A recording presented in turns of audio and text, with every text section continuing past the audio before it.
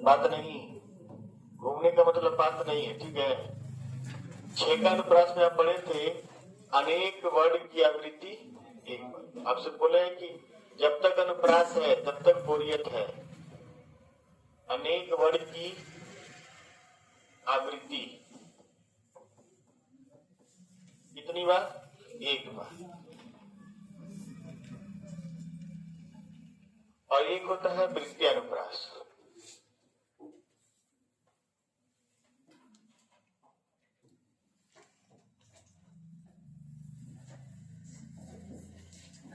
वृत्ति अनुप्रास आप लोग को पढ़ाना था। इसमें क्या होता है, एक वर्ण की आवृत्ति अनेक बार, एक वर्ण की आवृत्ति अनेक बार। ज्यादातर यही देखने के लिए मिलता है अनुप्रास अलंकार में, ज्यादातर यही देखने को मिलता है, अनेक बार। बस इतना ही अंतर है। 6 का अनुप्रास में अनेक वर्ण की आवृत्ति एक बार, और वृत्ति अनुप्रास में एक वर्ण की आवृत्ति अनेक बार। पहले इसको किनारे लिख लीजिए आप लोग।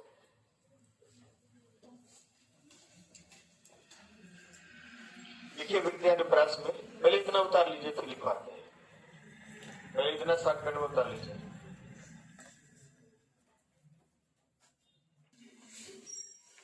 जहां एक वर्ण की आवृत्ति अनेक बार होती है, जहां एक वर्ण की आवृत्ति,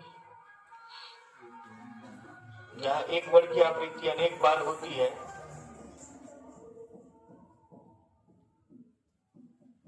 जहां एक वर्ण की आवृत्ति अनेक बार होती है, वहां वृत्ति अनुप्रास होता है, वृत्ति अनुप्रास होता है।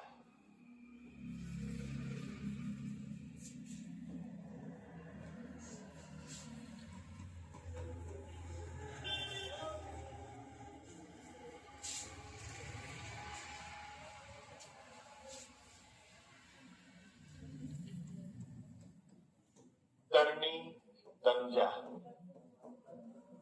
तट तमान, तरवर बहु छाए। ठीक है, देखिए हम लोग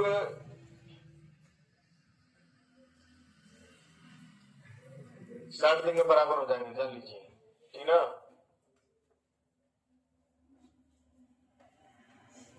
पहली बात देखिए, ये जो है वृत्ति अनुप्रास का उदाहरण है। यहाँ पे दो वर्ण की आवृत्ति क्या हुआ है? बार बार। ठीक, एक ही वर्ण की आवृत्ति कई बार हुई है।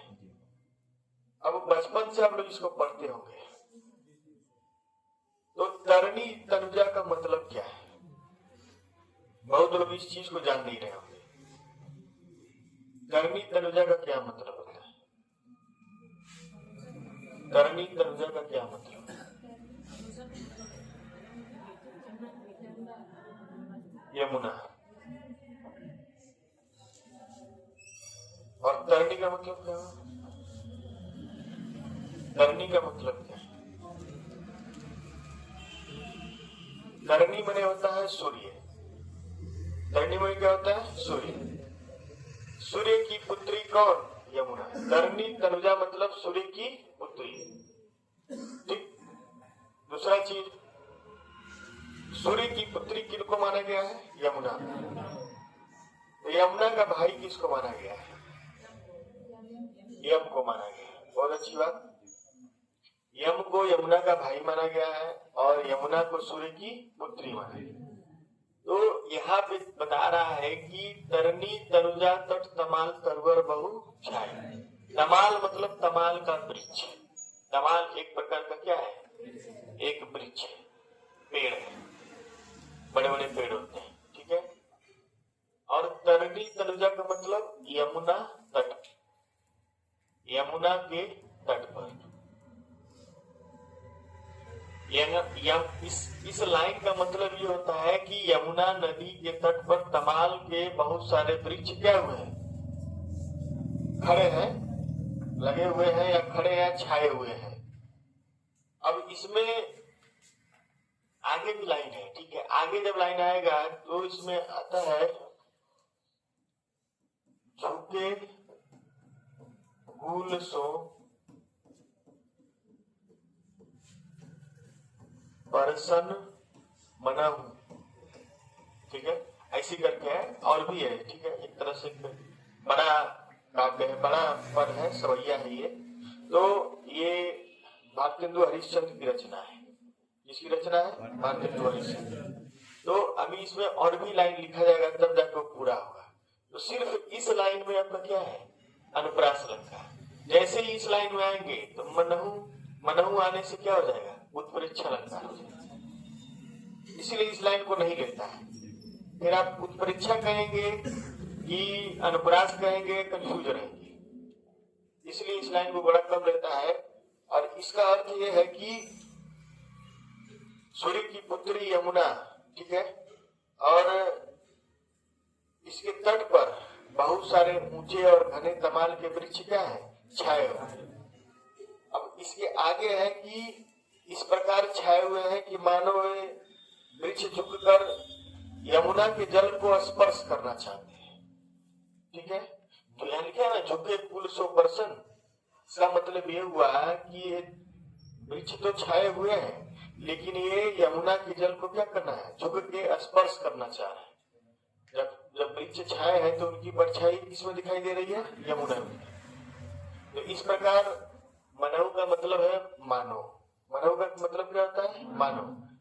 इस प्रकार प्रतीत हो रहा है कि मानो वो झुक कर यमुना के जल को क्या करना चाह रहे हैं, स्पर्श करना चाह रहे हैं, या अपने रूप सौंदर्य को, जो भी कहिए, अपनी शोभा को वो यमुना के जल में देखना चाह रहे हैं। तो यहाँ पर यमुना के जल को पवित्र माना गया है और उसको स्पर्श करना बताया गया है। अगर पूरे काव्य को हम लोग देखा जाए तो एक चीज आप मुझसे बताए थे कि फागुन महीने का वो सुनाना है। ठीक है, तो पहले अनुप्रास अलंकार खत्म हो जा रहा है, फागुन होली के साथ खत्म हो जाएगा, समझ रहे? तो होली के बाद ही नया क्लास होगा। तो कल क्लास है ना, तो कल आपको हम सुना देंगे। ठीक है, फागुन का वो नागमती का वियोग आज हम लोग पढ़ लेते हैं, पहले समय कम है। ठीक, कल हम लोग उसको पढ़ लेंगे, कोई दिक्कत नहीं है। ठीक, कहे थे आज सुनाने के लिए, कल सुनाएंगे आपको। ठीक, आगे लिखिए, इसको उतार लिए हैं, उतार लीजिए इसको।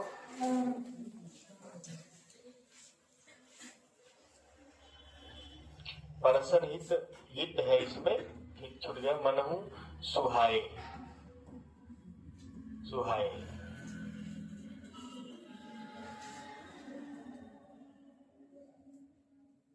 बचपन से हम लोग इस चीज को पढ़ते थे, तरनी तनुजा तट तमाल तरवर बहु छाए, लेकिन इसका मतलब नहीं जानते थे। कई लोग नहीं जानते होंगे, ये लोग आज जिंदगी में पहली बार जाने। इससे पहले बताए भी नहीं थे, गुंजन किसी वजह से बताए नहीं थे।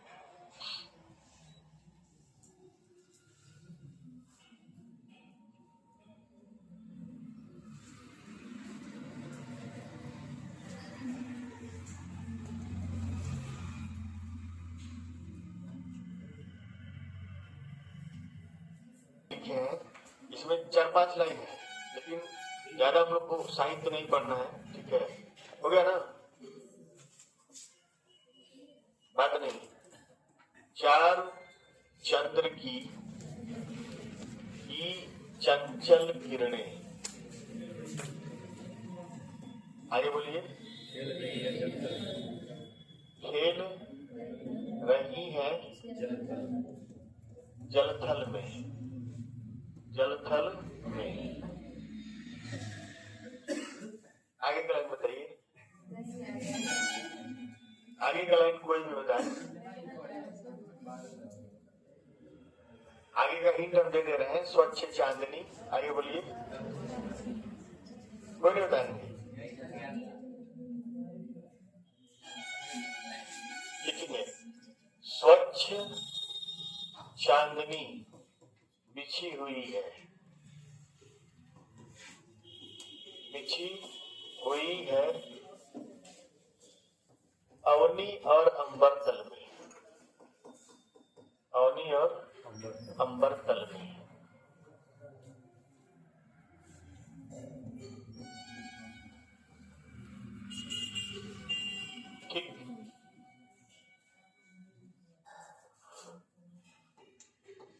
तिलक प्रकट कर रही है धरती,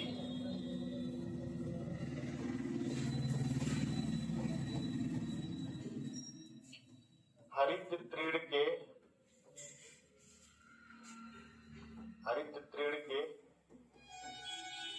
नोकों से।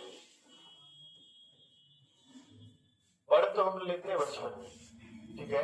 बचपन में क्या आता है कि हम पढ़ तो लेते हैं लेकिन जानते कुछ नहीं। यहाँ पे अनुप्रास अलंकार सिर्फ इसी में है, इसमें है इसी में। लेकिन जो कविता है अभी हम पूरा नहीं लिखे हैं, अभी पूरा लिख दे रहे हैं। ये कविता मैथिली शरण गुप्त का है। चांदनी रात का वर्णन है इसमें, और अगर इसमें देखा जाए तो रस जो है वो शांत रस है। मतलब एक स्वच्छ चांदनी रात का व्याख्या किया गया है मैथिली शरण गुप्त के द्वारा। उस शांत और स्वच्छ चांदनी रात में कैसा दृश्य दिखाई देता है। पहले लिख लीजिए, फिर आपको समझा रहे हैं। लिख लीजिए। आप लोग जानते हैं लेकिन जानते कुछ नहीं है। जानते तो सब कुछ है। चार चंद की चंचल किरणें 4 लाख बार पड़े होंगे, लेकिन ये इस जगह का वर्णन ये नहीं जानते हैं।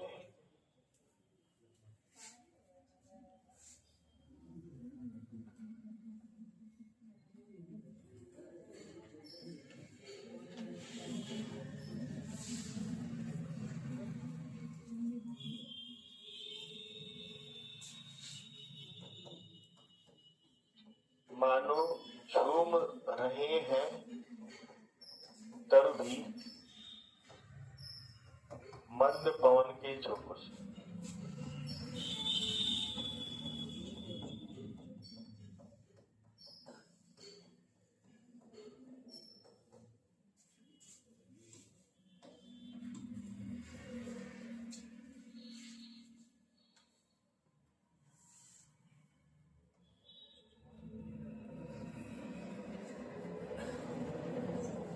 अब ये दृश्य हम लोग कब देख सकते हैं? रात को जब पूर्णिमा हो, जैसे खासकर आप उस समय देखिए, जैसे सितंबर का पूर्णिमा हो, सितंबर अक्टूबर, शरद पूर्णिमा जिसको कहते हैं। उस समय चांदनी रात में चंद्रमा बड़ा भी दिखाई देता है, सुंदर भी दिखाई देता है। लेकिन हम लोग रील चलाने से फुर्सत रहेगा तब न देखेंगे। पहले के लोगों के पास क्या था? समय ही समय था, तो वो प्राकृतिक चीजों को देखते थे, उसके बारे में सोचते थे, आते थे तो लिखते थे। हम लोग क्या है, सब मोबाइल से कर लेते हैं, कुछ करने का कोई जरूरत नहीं। हट जाने भैया। करवा चौथ नवंबर के महीने होता है, कार्तिक महीने में, और हम सितंबर और अक्टूबर की बात की। आपको करवा चौथ का ज्यादा चिंता है क्या? पानी पिला के खुलवा दीजिए, क्या करें? कभी भी हम मना सकते हैं, हमारे घर को भी मनाते हैं लोग, ठीक है।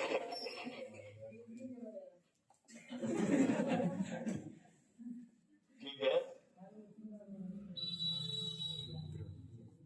करवा चौथ कुछ महिलाएं इसलिए व्रत रहती हैं ताकि उनको खूब ढेर सारा कपड़ा मिठाई खाने के लिए मिल सके। जी सर।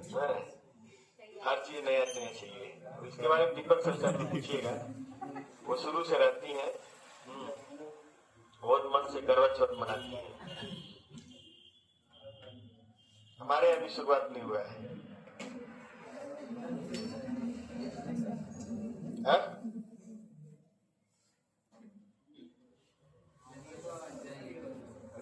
बात नहीं लिखिए जल्दी से, नहीं लिखना तो बोलिए, आगे बढ़े।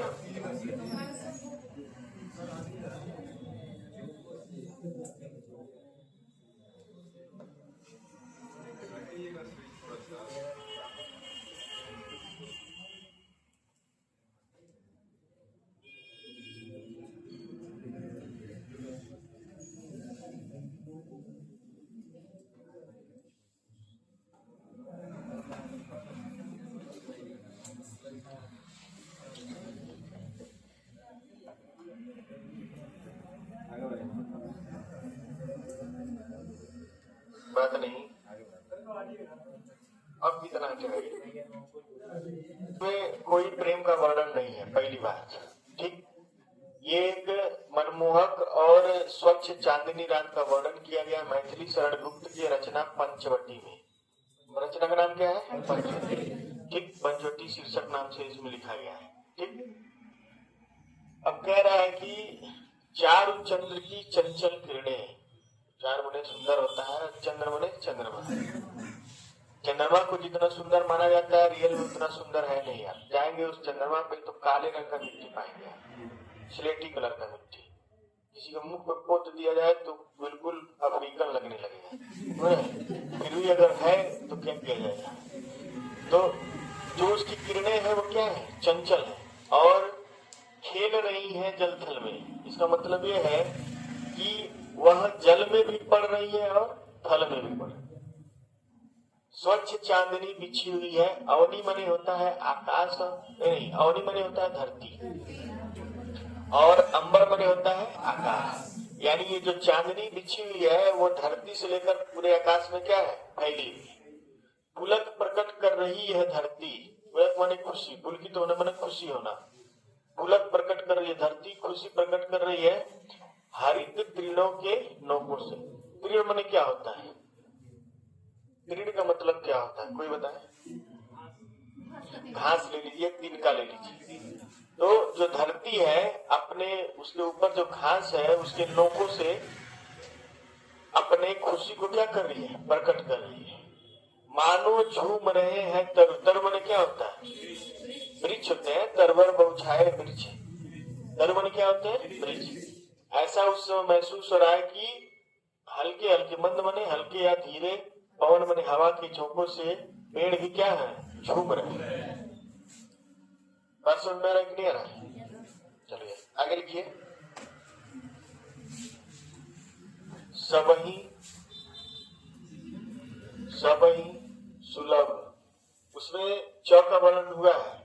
सबही सुलभ, सब दिन सब देसा, और सेवत सादर समन कलेसा। सबही सुलभ, सब दिन सब देसा, सेवत सादर समन कलेसा। 100 वर्ण की आवृत्ति बार बार हुई है।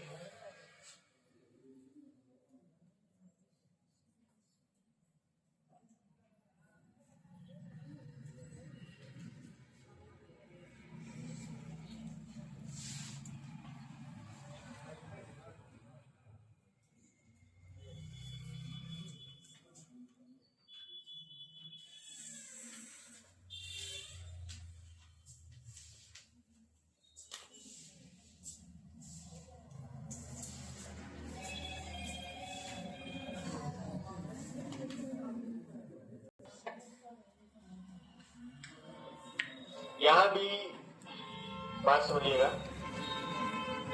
ये रामचरितमानस का पंक्ति है और ये बालकांड का रचना है। रामचरितमानस में 7 कांड है, बाल कांड है, उसके बाद क्या है? अयोध्या कांड है, उसके बाद आपका अरण्यक कांड है, उसके बाद आपका किष्किंधा कांड है, उसके बाद सुंदर कांड है, उसके बाद लंका कांड है, और लास्ट में आपका उत्तर कांड है। जो लोग नहीं जानते हैं वो जान रहे हैं। ठीक, कम से कम इतना आप जानिए कौन कौन सा कांड होता है। ठीक, बाल कांड पहला कांड है, उसमें प्रभु श्री राम जी का क्या हुआ है? जन्म। तो उसी समय ये कहा गया है कि सबही सुलभ, सुलभ मतलब आसानी से प्राप्त है। सब दिन सब देशा, सब दिन का मतलब हर दिन, और सब देशा का मतलब हर जगह। जब हर दिन और हर जगह आसानी से उपलब्ध हो और जिसकी आप सेवा करते हैं, सादर आदर करते हैं, यानी ये श्री राम जी के बारे में कहा गया है जो आसानी से क्या है? उपलब्ध है, जो हर जगह हर दिन क्या है? उपलब्ध है। अगर आप उनकी सेवा करते हैं, सादर करते हैं, उनका क्या करते हैं? आदर करते हैं, जो भी करते हो, सम्मान करते हो। समन कलेसा, कलेसा माने होता है क्लेश, माने होता है कष्ट, और समन का मतलब होता है विनाश होना। तो जो आसानी से उपलब्ध है, हर जगह हर दिन उपलब्ध है, अगर आप उनकी सेवा सत्कार करते हैं, उनका आदर करते हैं, तो आपके सारे कष्ट क्या होंगे? दूर हो जाएंगे। इस लाइन का मतलब ये है। बता लीजिए। आगे लिखिए, कल कल कोमल कुसुम कुंज पर, कल कल कोमल कुसुम कुंज पर मधुकण बरसाते तुम कौन। मधुकण बरसाते तुम कौन।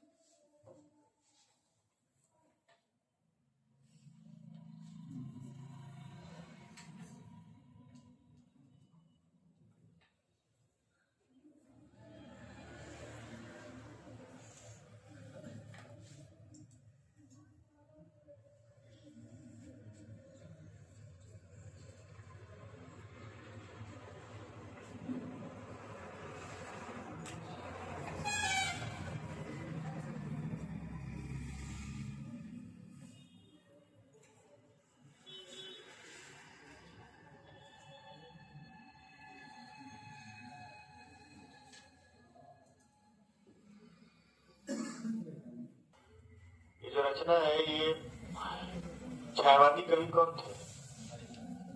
जयशंकर प्रसाद। जयशंकर प्रसाद की एक रचना है बीती विभावरी जागरी, ठीक है। उसमें एक प्रेमी का तुलना किया गया भंवरे से। किससे तुलना किया गया? भंवरे से। प्रेमी के बारे में कैसे बताया गया कि कैसे वो प्रेम कर रहा है, उसकी तुलना ये प्रकृति के चीजों से किया गया है, ठीक है। कल कल कोमल कुसुम कुंज। कुसुम कुंज का मतलब क्या होता है? कुसुम माने फूल होता है, कुंज माने क्या होता है? फूलों का बागीचा। और कोमल मतलब क्या होता है? कोमल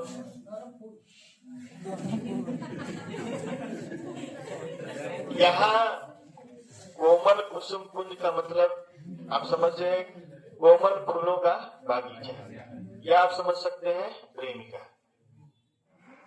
समझ रहे नहीं समझ रहे? और मधुकर, मधुकर ये मधुकर नहीं है, ये मधुकर है। मधुकर माने होता है भंवरा। क्या होता है? भंवरा। अगर आप ध्यान से किसी बागीचे में जाए या जहाँ फूल वगैरह लगा हो तो भंवरा देखिए बिल्कुल काले कलर का होता है, उससे काला चीज आपको कुछ मिलेगा नहीं। समझ नहीं सर? तो भंवरा बिल्कुल काला होता है, ठीक। फिर भी वो वही जाके सभी फूलों का रस पीता है। तो भंवरे जब एक फूल से दो फूल पे, दो फूल से तीन फूल पे, चार फूल पे जाते हैं तो भंवरे को यहाँ प्रेमी की संज्ञा दी गई, तो है। और जो कोमल फूल है उसको प्रेमिकाओं की संज्ञा दी गई है, ठीक। तो वही जो है प्रेमिका पूछ रही है कि इस कोमल कुसुम कुंज पर, यानी कोमल फूलों के बागीचे पर, बागीचे में या कोमल फूलों पर, ठीक है।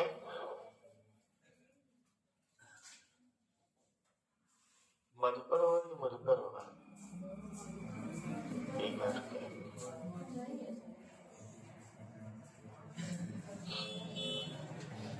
इसमें कहा गया है कि कोमल फूल के बागीचे पर कल कल करते हुए मधुर राग या प्रेम राग बरसाने वाले तुम प्रेमी कौन हो। समझ रहे कि नहीं समझ रहे? प्रेमिका ये कह रही है कि इस कोमल फूल पर मधुर राग या प्रेम राग बरसाने वाले तुम प्रेमी कौन हो। बस इसी एक लाइन का इतना ही अर्थ है। आगे लिखिए, कानन कुंडल कुंचित जैसा। अरे भैया एक एक लाइन है तो क्या करिएगा? कानन कुंडल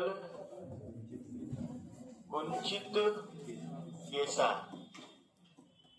कुंचित केसा आएगा समझ में। हम आपसे बोले नहीं कि अनुप्रास अलंकार बोरियत अलंकार है। कानन कुंडल कुंचित एक ही लाइन रहता है, एक लाइन में क्या अर्थ हो जाएगा कोई।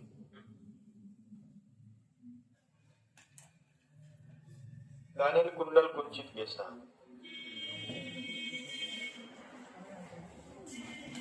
ठीक है। भगवान भगवान भक्तों की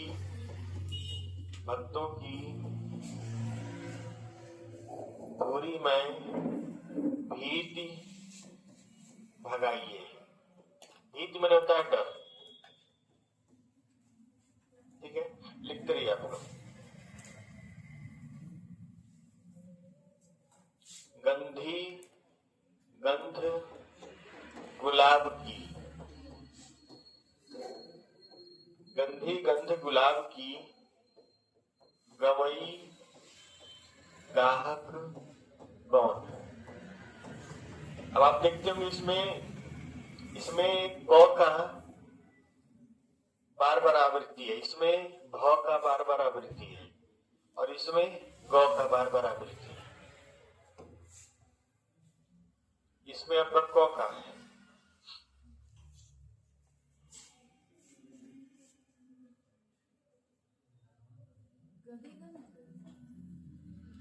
गंधी है सर ना? हाँ गंधी है, गंधी है, गंधी नहीं है।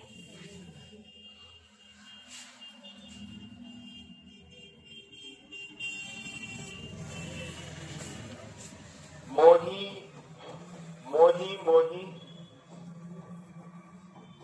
मेरो मन, मोही मोही मेरो मन मोहन मैं होए गयो। बार बार मेरा मन जो है मोहन के प्रेम यानी श्री कृष्ण के प्रेम में मोहने के बाद उन्हीं के जैसा क्या हो गया। जब आपको किसी से प्रेम हो जाता है तो आपकी एक्टिविटी भी उसी की तरह हो जाती है। आप अपने प्रेमिकाओं की तरह एक्टिविटी करने लगते हैं, उन्हीं की तरह घेर बतियाने लगते हैं, उन्हीं की तरह नखड़ा करने लगते हैं, उन्हीं की तरह डिमांड करने लगते हैं, उन्हीं की तरह मुंह फुला बैठ जाते हैं। ये होता है, आप किसी को ज्यादा लाइक करते हैं तो उसी की तरह उसी की आदतों को ग्रहण करने लगते हैं। यानी आपको जिसका भी आदत ग्रहण करना है पहले उससे प्रेम करिए, ठीक है, फिर उसका अपने आप पूरा जाएगा। ऐसा नहीं।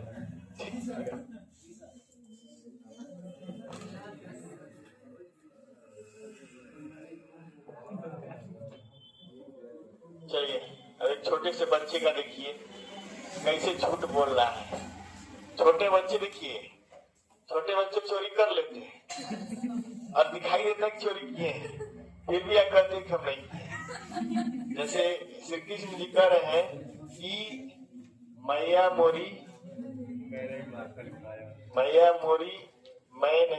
माखन खाई, मैं नहीं माखन खायो, मुंह में लगा है।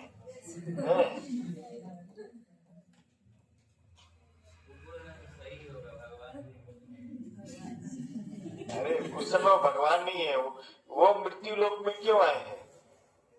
ईश्वर रह के वो आनंद नहीं उठा पाएंगे जितना वो एक मनुष्य होकर जीवन जीना चाहते हैं।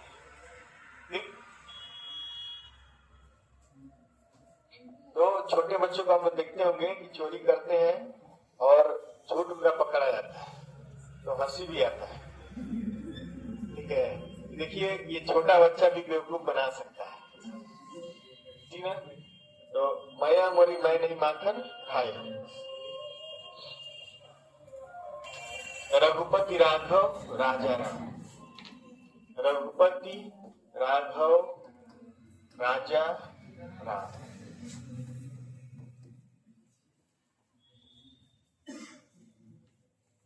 रघुपति राघव राजा राम, पतित पावन सीताराम। लिखिए, अभी 10-12 और उदाहरण लिखवा रहे हैं, आप लोग लिखते रहिए। सबका उदाहरण बताएंगे तो कई दिन बीत जाएगा, ठीक ना।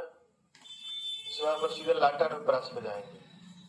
लाटा अनुप्रास के बाद फिर हम लोग श्रुत्या और अंत्या अनुप्रास खत्म हुआ तो समझिए नया जन्म होगा। ठीक,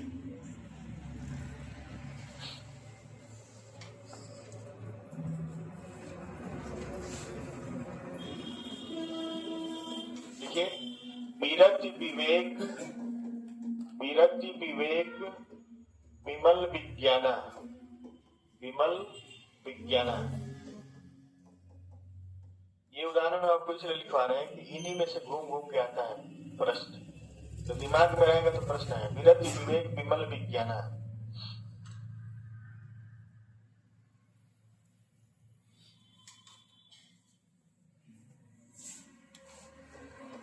मुख मयंक सम मंजु मनोहर, मुख मयंक सम मंजु मनोहर, लिखिए बताते हैं इसको।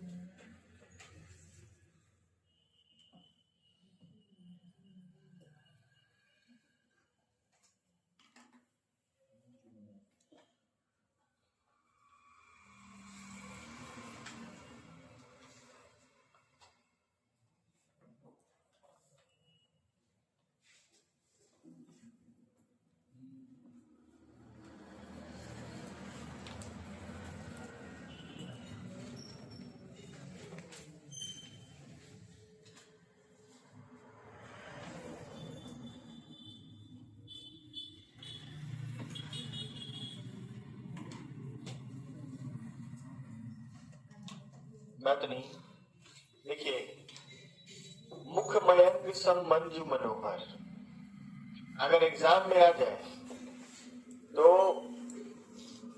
इसमें अनुप्रास भी है और इसमें यमक उपमा अलंकार भी है। इसमें क्या है? उपमा अलंकार भी है। म वर्ड की आवृत्ति क्या हुई है? बार बार हुई। म वर्ड की आवृत्ति बार बार हुई, तो अनुप्रास हो गया।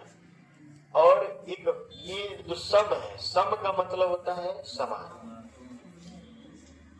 यहाँ एक नायिका के मुख का वर्णन किया गया है। नायिका मतलब कोई प्रेमी है जो अपनी प्रेमिका के मुख का क्या कर रहा है? वर्णन कर रहा है। ठीक, तो मुख का वर्णन कैसे कर रहा है उसको समझिए। मुख मयंक सम मंजु मनोहर, मंजु मनोहर का मतलब क्या है? सुंदर है, मनोहर है। ठीक है, और मुख मयंक का मतलब है मुख जो है चंद्रमा के समान। मुख मयंक सो है सबकी मधुर वचन सो विशेष, ये दूसरा है।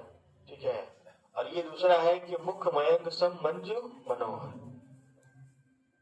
ये तुम्हारा मुख जो है, तुम्हारा जो ये मुखड़ा है वो चंद्रमा की क्या है?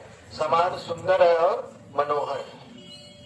तो जब समान कर दिया तो उपमा अलंकार हो जाएगा। आगे जब अलंकार अर्थालंकार पढ़ाएंगे तो सबका एक एक पहचान बताएंगे, उस शब्दों को आप देखेंगे। जैसे आपको कहीं भी ये सम दिखाई दिया, समझिए उपमा अलंकार है।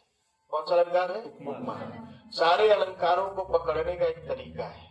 जब आप अर्थालंकार पढ़ेंगे, यमक शब्दालंकार आगे पढ़ेंगे अनुप्रास के बाद, सबका एक तरीका बताया जाएगा कैसे इसको हम पकड़ लें। और 2 बार उसको दोहरा लेंगे तो अपने आप सब आ जाएगा आपको। जितना कठिन आप सोच रहे उतना है नहीं। पहले के बच्चे जो पढ़े हैं वो एक ही बार पढ़े और उसी नोट से दोहरा के जाते हैं और करके सही आते हैं, लेकिन वो लोग 6-6 घंटे 8-8 घंटे पढ़ पाते थे। तो मुख जो है किसके समान है? चंद्रमा के। और कैसा है? सुंदर और मनोहर। ठीक, आगे लिखिए।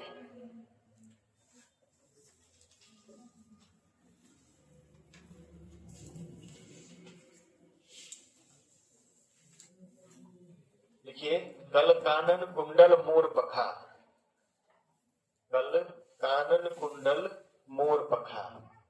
कल कानन, कान में क्या है? कुंडल है, और सर पे क्या है?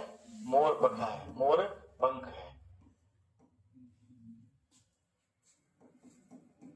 मोर पखा उर पे बनमाल विराजत है। उर मने हृदय, बनमाल विराजत है, एक माला है जो क्या है? विराजमान है। विराजत है। तो यहाँ क क क यह आवृत्ति क्या हुई है? बार बार। कलकानन कुंडल मोर पखा उर्पे मनमाल विराजत।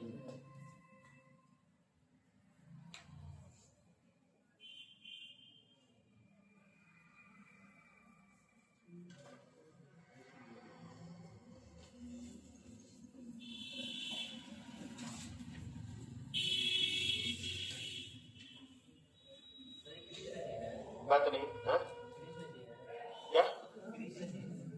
हाँ भाई, कृष्ण ही तो है जिनके सर पे मोर पंख है और विनीत है। बस देखिए, जितना श्री राम जी का दोहा नहीं लिखा गया, वर्णन नहीं लिखा गया, उतना श्री कृष्ण का लिखा गया। ठीक है, ऐसा लगता है कि राक्षस घुस गया बाहर निकल। बात नहीं। देखिए, श्री कृष्ण का ज्यादातर जो है ब्रज भाषा, सबसे ज्यादा रचनाएं ब्रज भाषा में है। अगर आप तुलसीदास का आता है या फिर क्या बोलते हैं बिहारी का आता है, फिर आपका क्या बोलते हैं मलिक मोहम्मद जैसी का आता है, तो अवधी भाषा में मीरा भाई का ब्रज है। अवधी वह ये लिखा है ना, वह गयो, ये ब्रज भाषा है। समझ रहे? ऐसी पकड़ में आएगा। चलिए आपको बताते रहेंगे कौन कौन सा भाषा है। ठीक है, धीरे धीरे आप खुद पकड़ लेंगे। देखिए,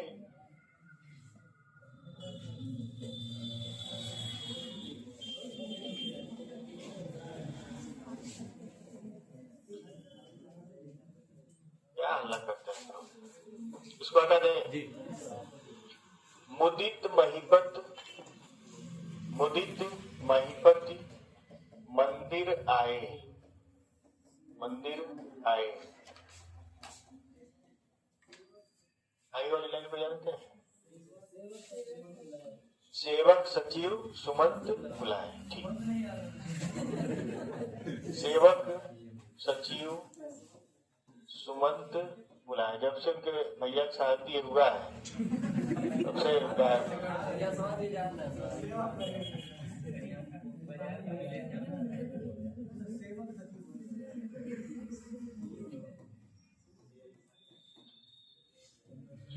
जब तक सिलेक्शन हो जाए आना जाना नहीं छोड़ना चाहिए।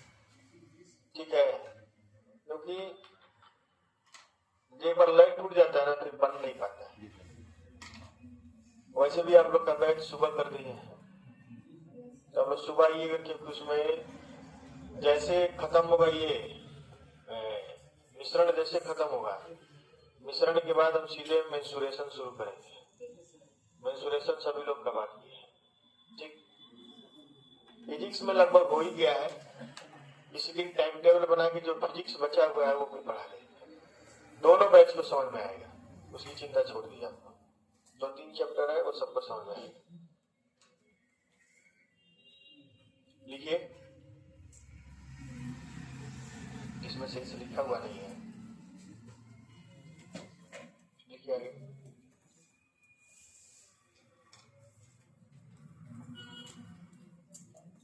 कितनी करुणा कितना संदेश, कितनी करुणा कितना संदेश, कितना संदेश। ये नए कवि लोग लिखे हैं, बात से ही पता चल जा रहा है। कितनी करुणा कितना संदेश।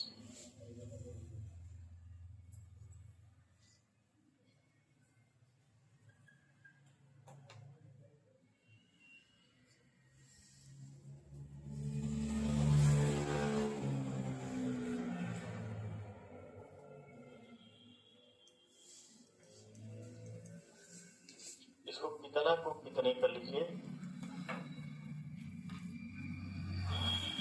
अब कितनी करुणा कितने संदेश, जाहिर सी बात है कि विरह में लिखा गया चीज है ये, और नए मॉडर्न जमाने के कवि लिखे हैं। शब्दों से आप पकड़िए। पुराने लोग लिखते हैं तो दूसरे शब्द रखते हैं, नए लोग लिखते हैं तो शुद्ध हिंदी शब्द रखते हैं। कितनी करुणा कितने संदेश लिखने वाले हैं कौन, या लिखने वाली है कौन? महादेवी वर्मा। कौन है? महादेवी वर्मा। इनकी एक पंक्ति की रचना है, जो तुम आ जाते एक बार, जो तुम आ जाते एक बार, ये उनकी रचना है। उसी में ये लाइन है, कितनी करुणा कितने संदेश। यूपीएसआई में पूछता है ऐसे प्रश्न कि कितनी करुणा कितने संदेश किस पंक्ति से ली गई है। आपको साहित्य का ज्ञान होना चाहिए। या फिर जो तुम आ जाते एक बार का एक लाइन है या एक वाक्य है, कितनी करुणा कितने संदेश। कौन लिखा है? महादेवी वर्मा। महादेवी वर्मा बगल में लिख लेना चाहिए। महादेवी वर्मा जो थी अत्यंत सुंदर नहीं थी, अत्यंत कुरूप थी। क्या थी? अत्यंत कुरूप थी। कुरूप नहीं थी, अत्यंत कुरूप थी। बेडौल सा चेहरा था उनका, ठीक है, रंग सांवला था और बहुत ज्यादा हाइट भी नहीं थी, मोटी सी थी, ठीक है। चेहरा उनका बिल्कुल सुंदर नहीं था, इसलिए उनके पति उनको छोड़ दिए थे। और उनके पति जब उनको छोड़ दिए, दूसरा विवाह वगैरह कर लिए, तो ये अकेले रहने लगी। तो अकेले रहने लगी तो इसी कविताओं का सहारा था। तो जितना उनको दुख दर्द विरह में हुआ, वो सब कुछ क्या की? उकेर दी कागजों पर।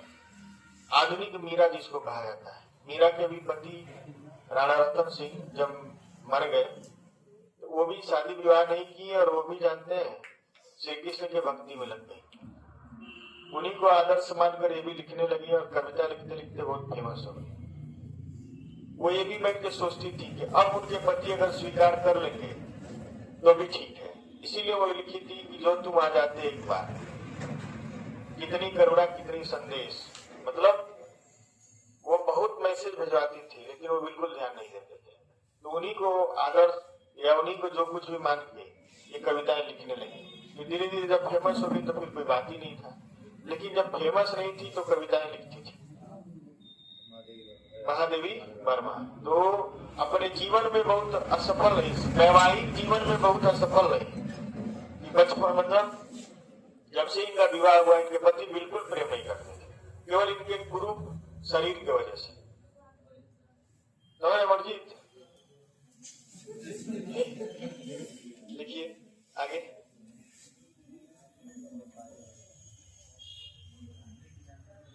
सपने सुनहले मन भाए, सपने सुनहले मन भाए, मन भाए, सपने सुनहले मन भाए। 9 की आवृत्ति बार बार हुई है।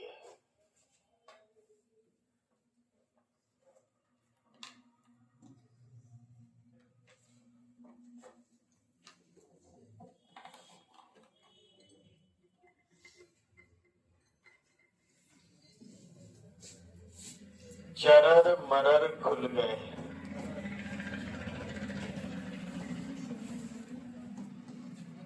अरर रव स्फुटों से,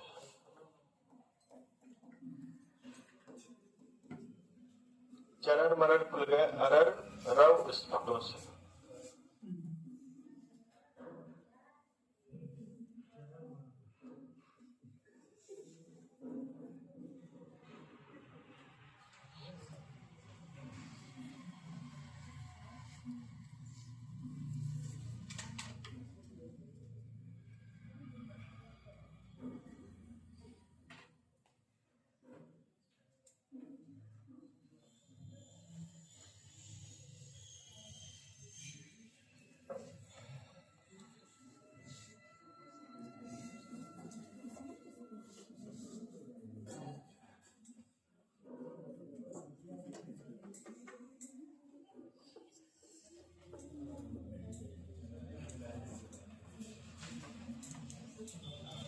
बात नहीं। साकेत किसकी रचना है? ये जो है साकेत, साकेत महादेव वर्मा का है, मैथिली शरण गुप्त। ठीक है, मैथिली शरण गुप्त का साकेत है और साकेत का ये लाइन है। ठीक है,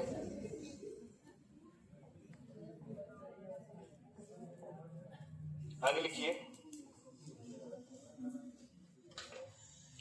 सो सुख सुजस सुलभ मोहि स्वामी, सो सुख सुजस, सो सुख सुजस सुलभ, हाँ पहले लिख लिया है। सुलभ क्या कर रहे हैं, इस चरण बरब का जानते हैं, अर्थ क्यों नहीं बता रहे हैं, जितना बताने लायक उतना बता रहे। जैसे किसी लाइन का एक लाइन, मतलब किसी कविता का एक लाइन जब दिया रहता है तो उसका अर्थ बताने में दिक्कत होती है। पूरा कविता जब रहता है ना तो उसको बताने में दिक्कत नहीं होती।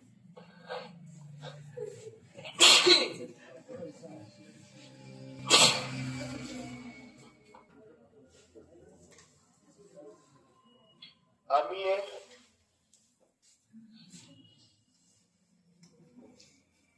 अमीय मोरी में चूरन चारू,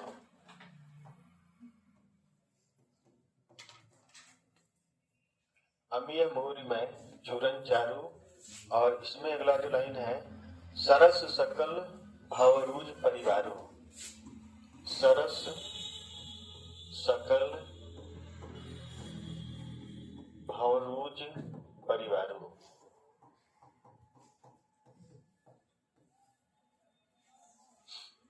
सरस नहीं होना चाहिए, बहुत सही।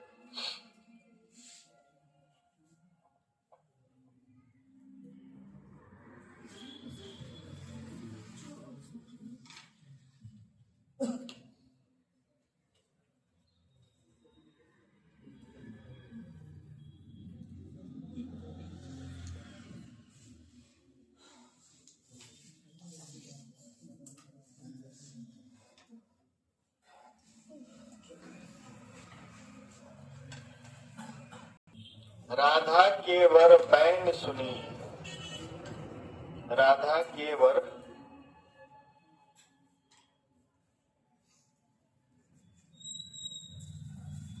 राधा के वर बैन सुनी,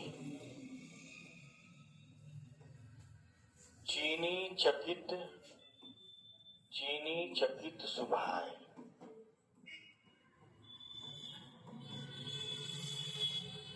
ज्यादा नहीं, दो चार एग्जाम्पल और लिख लीजिए।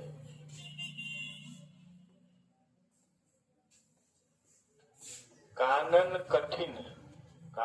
कठिन भयंकर भारी, भयंकर भारी। और आप लोग को अगर कोई उदाहरण है तो बता सकते हैं।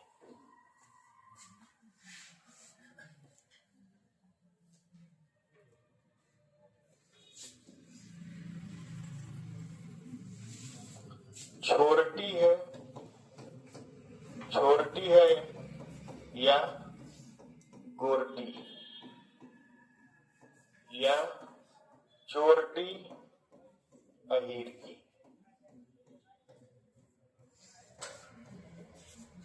ये अलग और वो अलग है। कौन? दोनों अलग। हाँ भाई, तीनों लाइन अलग अलग है।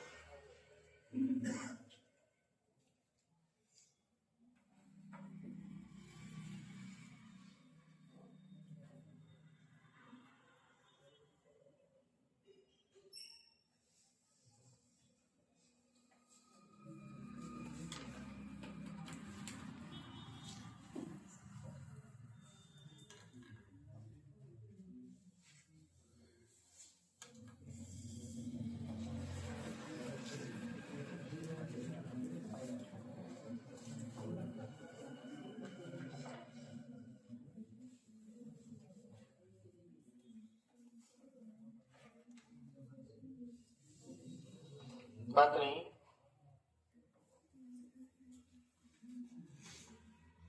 थोड़ा सा जो राधा के बैन वाला है उसको थोड़ा सा बढ़ा के लिखने क्या?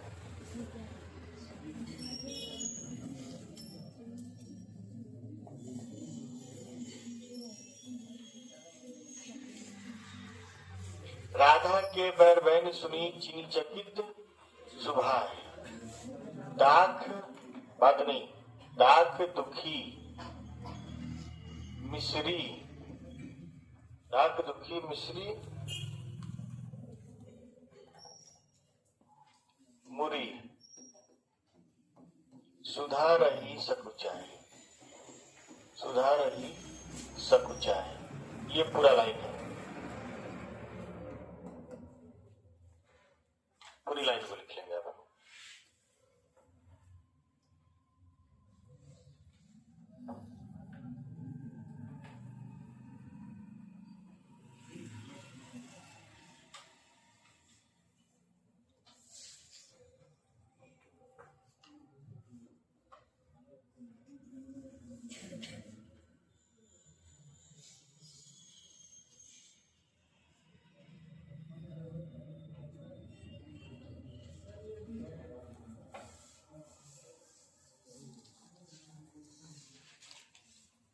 राधा केवर बैन सुनी,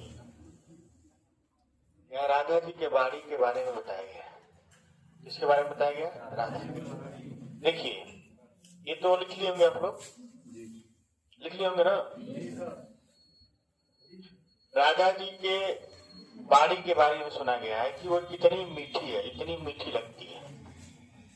चीनी चकित सुभा है, चीनी के समान क्या है? मीठी, मीठा है कि अगर विद्वान लोग भी इस चीज को देखते हैं या फिर अच्छे लोग भी इस चीज को देखते हैं तो आश्चर्यचकित हो जाते हैं कि उनकी बाड़ी कितनी मीठी है। कितनी मीठी है देखिए, दाख मने होता है किशमिश, दाख मने क्या होता है? किशमिश। कि इनकी बाड़ी इतनी मीठी है कि किशमिश भी क्या है? सुन के दुखी है कि हम मीठा क्यों नहीं है। और मिश्री मुरी, मतलब मिश्री भी क्या है? उदास है। मिश्री आप खाए होंगे। राधा जी की वाणी इतनी मीठी है कि सभी लोग आश्चर्यचकित हैं। किशमिश क्या है? दुखी है। मैं मीठा नहीं, उनकी वाणी मीठी है।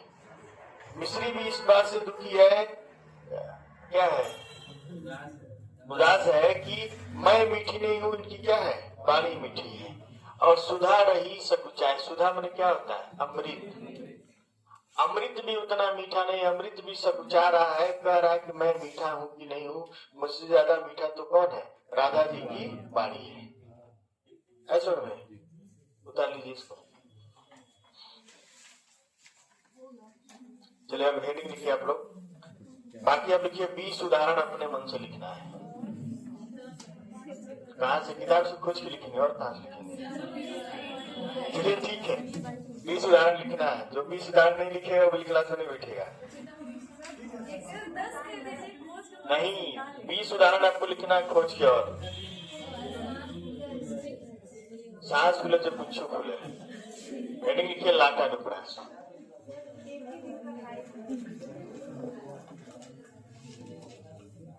बात नहीं, कल नहीं चेक करेंगे, एक दिन में कहाँ लिख पाएंगे आप लोग? इतना आप लोग पास समय कहाँ है? देखिए लाटा टुकड़ा। बात नहीं,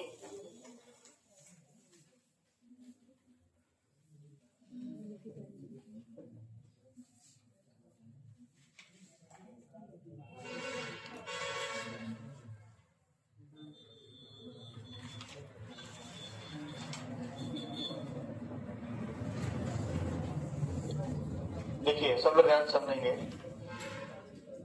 बात नहीं, गुलशन बोलिए उदाहरण। अच्छा ठीक है, सही बता रहे हैं।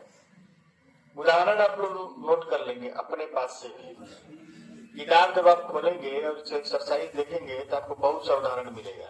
किताब में भी एक्सरसाइज में भी उदाहरण मिलेगा, और किताब के शुरू में जहाँ वो दिया है थ्योरी उसका, उसमें भी उदाहरण मिलेगा। ठीक, अब जहाँ समझ कर वहां से खोजिए, लेकिन हमको चाहिए 20 उदाहरण सबके द्वारा। अभी नहीं, एक आदमी लिखा सब लोग नकल मार लिए तो फिर दिक्कत है। आगे देखिए लाटानुप्रास। मिसाल बताएंगे, लाटानुप्रास का नाम लाटानुप्रास क्यों रखा गया? पहला प्रश्न यह है कि लाटानुप्रास को हम लाटानुप्रास क्यों कहते हैं? बात नहीं, ठीक बड़े अर्चना, लाटानुप्रास को लाटानुप्रास क्यों कहते हैं? रूबी बताइए। अर्चना से कोई बता रही थी ना, वही बताइए। कुछ नहीं कर रही थी तो वैसे ही कान के पास ले जाकर मुंह बोल रही थी। सर ये बोले थे लटा का मतलब बाल नहीं होता है।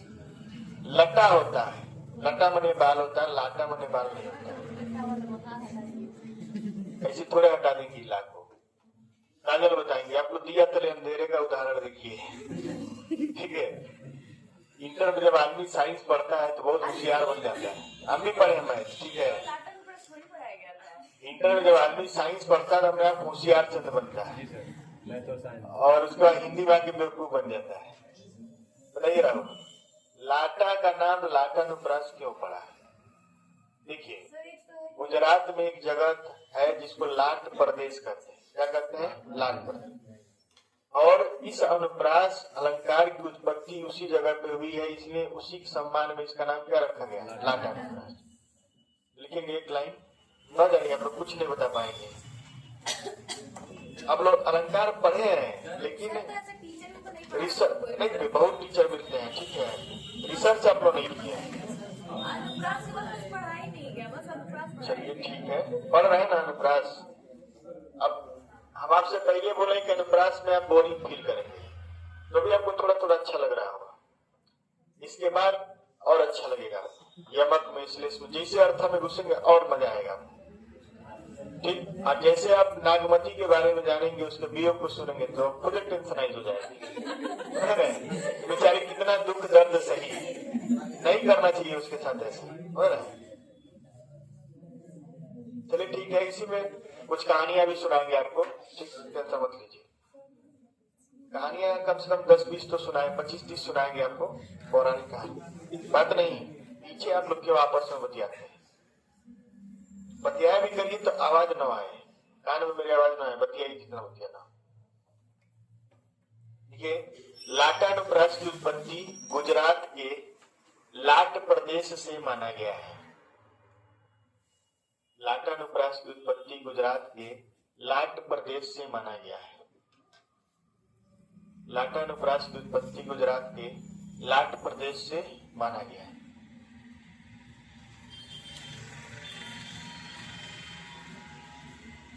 अब देखिए, होता क्या है कि स्वरूप में, देखने में, स्वरूप में लाटानुप्रास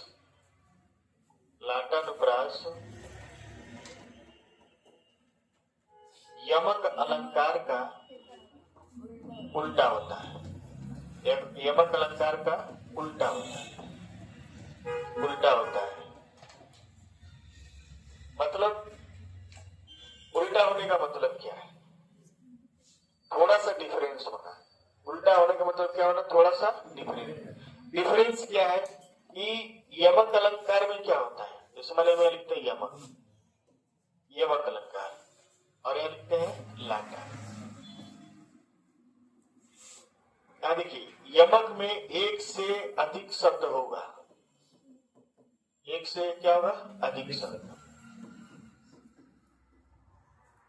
और उनका अर्थ अलग अलग होगा, उनका अर्थ अलग अलग होगा, अलग अलग होगा,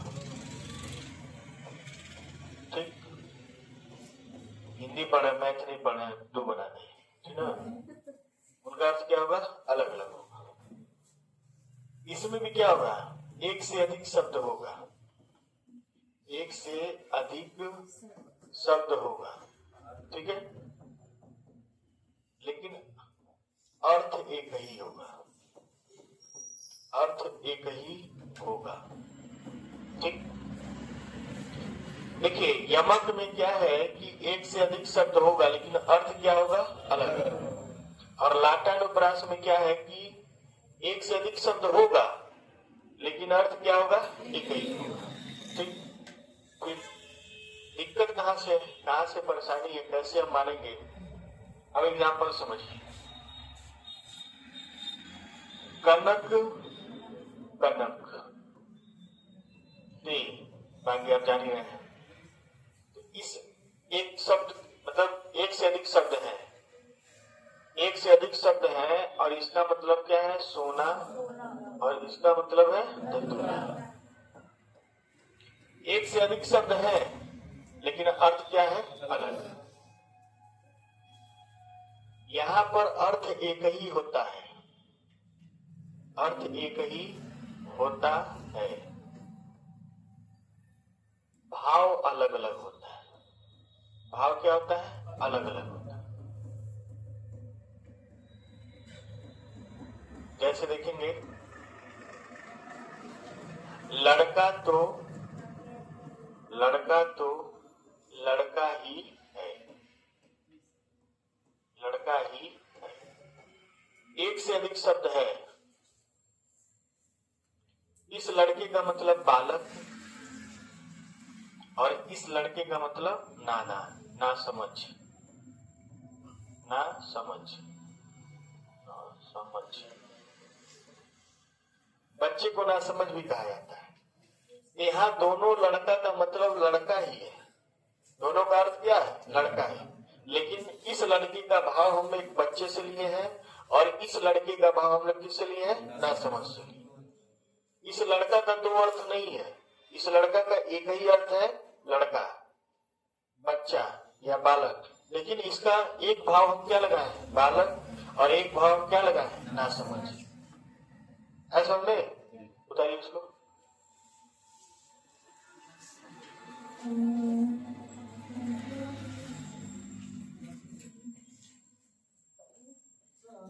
हाँ?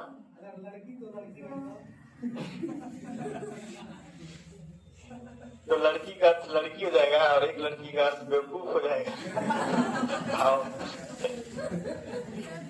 जी, काली घटा का घमंड घटा, ये यमक लगता है। एक चीज ना, अभी यमक हम लोग आएंगे तो उसका घमंड हम लोग घटा देंगे। ठीक, अब हल्ला लगे थोड़ा सा बतियाइए, थोड़ा हम अपना अटेंडेंस लगवा कर रहे हैं। ठीक है, लेते हैं लाटा नुप्रास का। वही मनुष्य जो मनुष्य के लिए मरे, मनुष्य के लिए मरे, जिए नहीं। हाँ, जीने के लिए नहीं है, हम लोग किसके लिए आए हैं? मरने के लिए। मरना सही है, सत्य है, मृत्यु सत्य है, जीना सत्य नहीं है।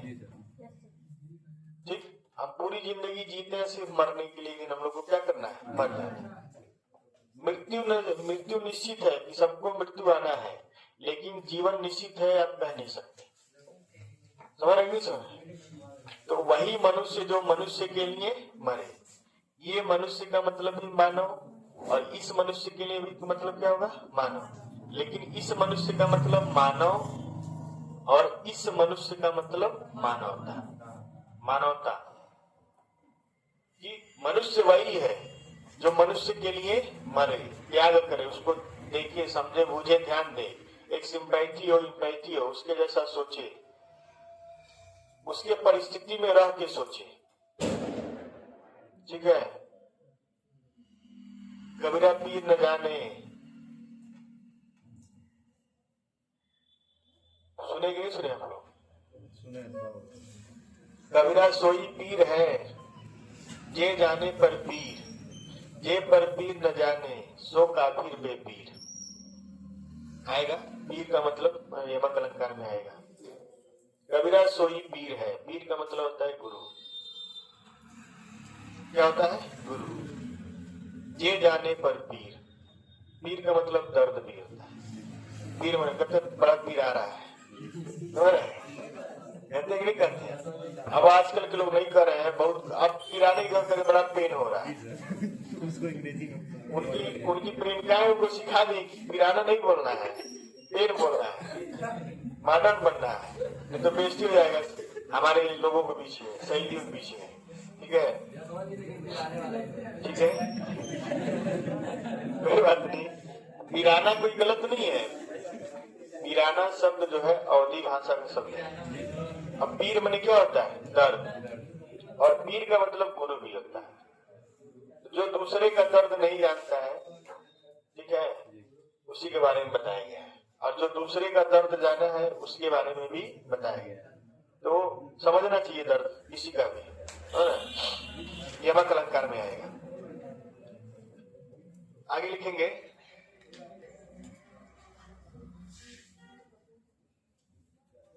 ये कलम दीजिएगा, कलम।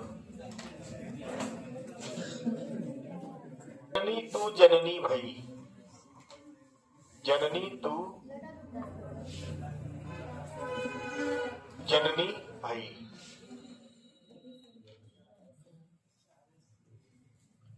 विधि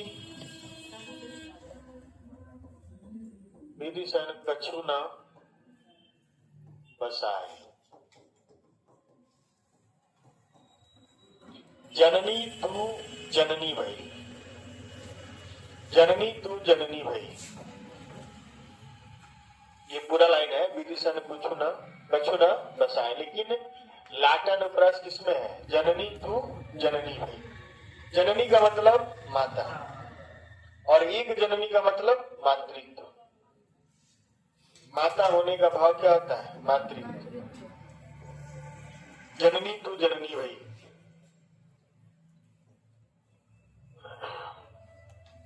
एक का मतलब क्या हो गया?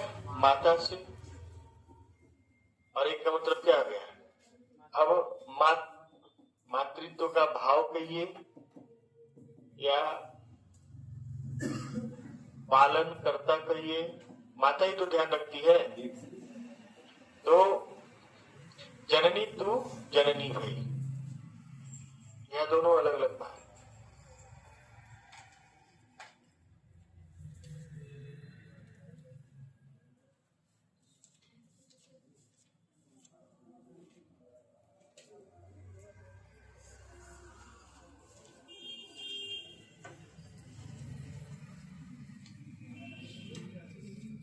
अल्लाह नहीं।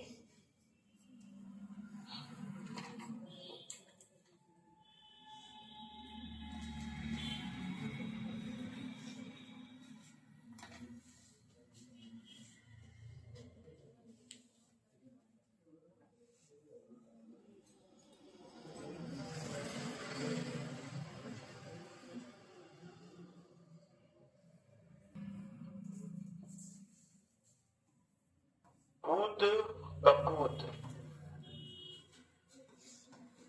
तो का धन संचय, इसी श्रेणी में आते हैं आप लोग, ठीक ना? पूत सपूत तो का धन संचय। यहाँ देखिए पूरे वाक्य में शब्दों का क्या किया गया है? यहाँ पूरे वाक्य में शब्दों को दोहराया गया है। बताए थे ना कि जब वाक्य के माध्यम से शोभा बढ़ाई जाएगी तो कौन सा अनुप्रास होगा? लाटा अनुप्रास। तो पूरे वाक्य को ही क्या किया है? दोहरा दिया गया है, थोड़ा सा अलग किया गया है। और वही थोड़ा सा जो अलग किया गया उसी से भाव क्या हो गया है? बदल गया। देखिए, सपूत का मतलब भी बेटा ही होता है, कपूत का मतलब भी क्या होता है? बेटा ही होता है। लेकिन थोड़ा सा भाव स और क से क्या हो गया? बदल गया। तो बेटा है लेकिन भाव क्या है? अलग है। जैसे कुछ कपूत इसमें बैठे हुए हैं, बराबर, वो जिंदगी भर कपूत रहेंगे, फिर कुबाप बनेंगे, कुछ कुमाताएं बनेंगी। ये एक अच्छा बाप और एक अच्छा माता नहीं बन सकते। अपने तो गलतियां करेंगे और अपने बच्चों पे थोप देंगे,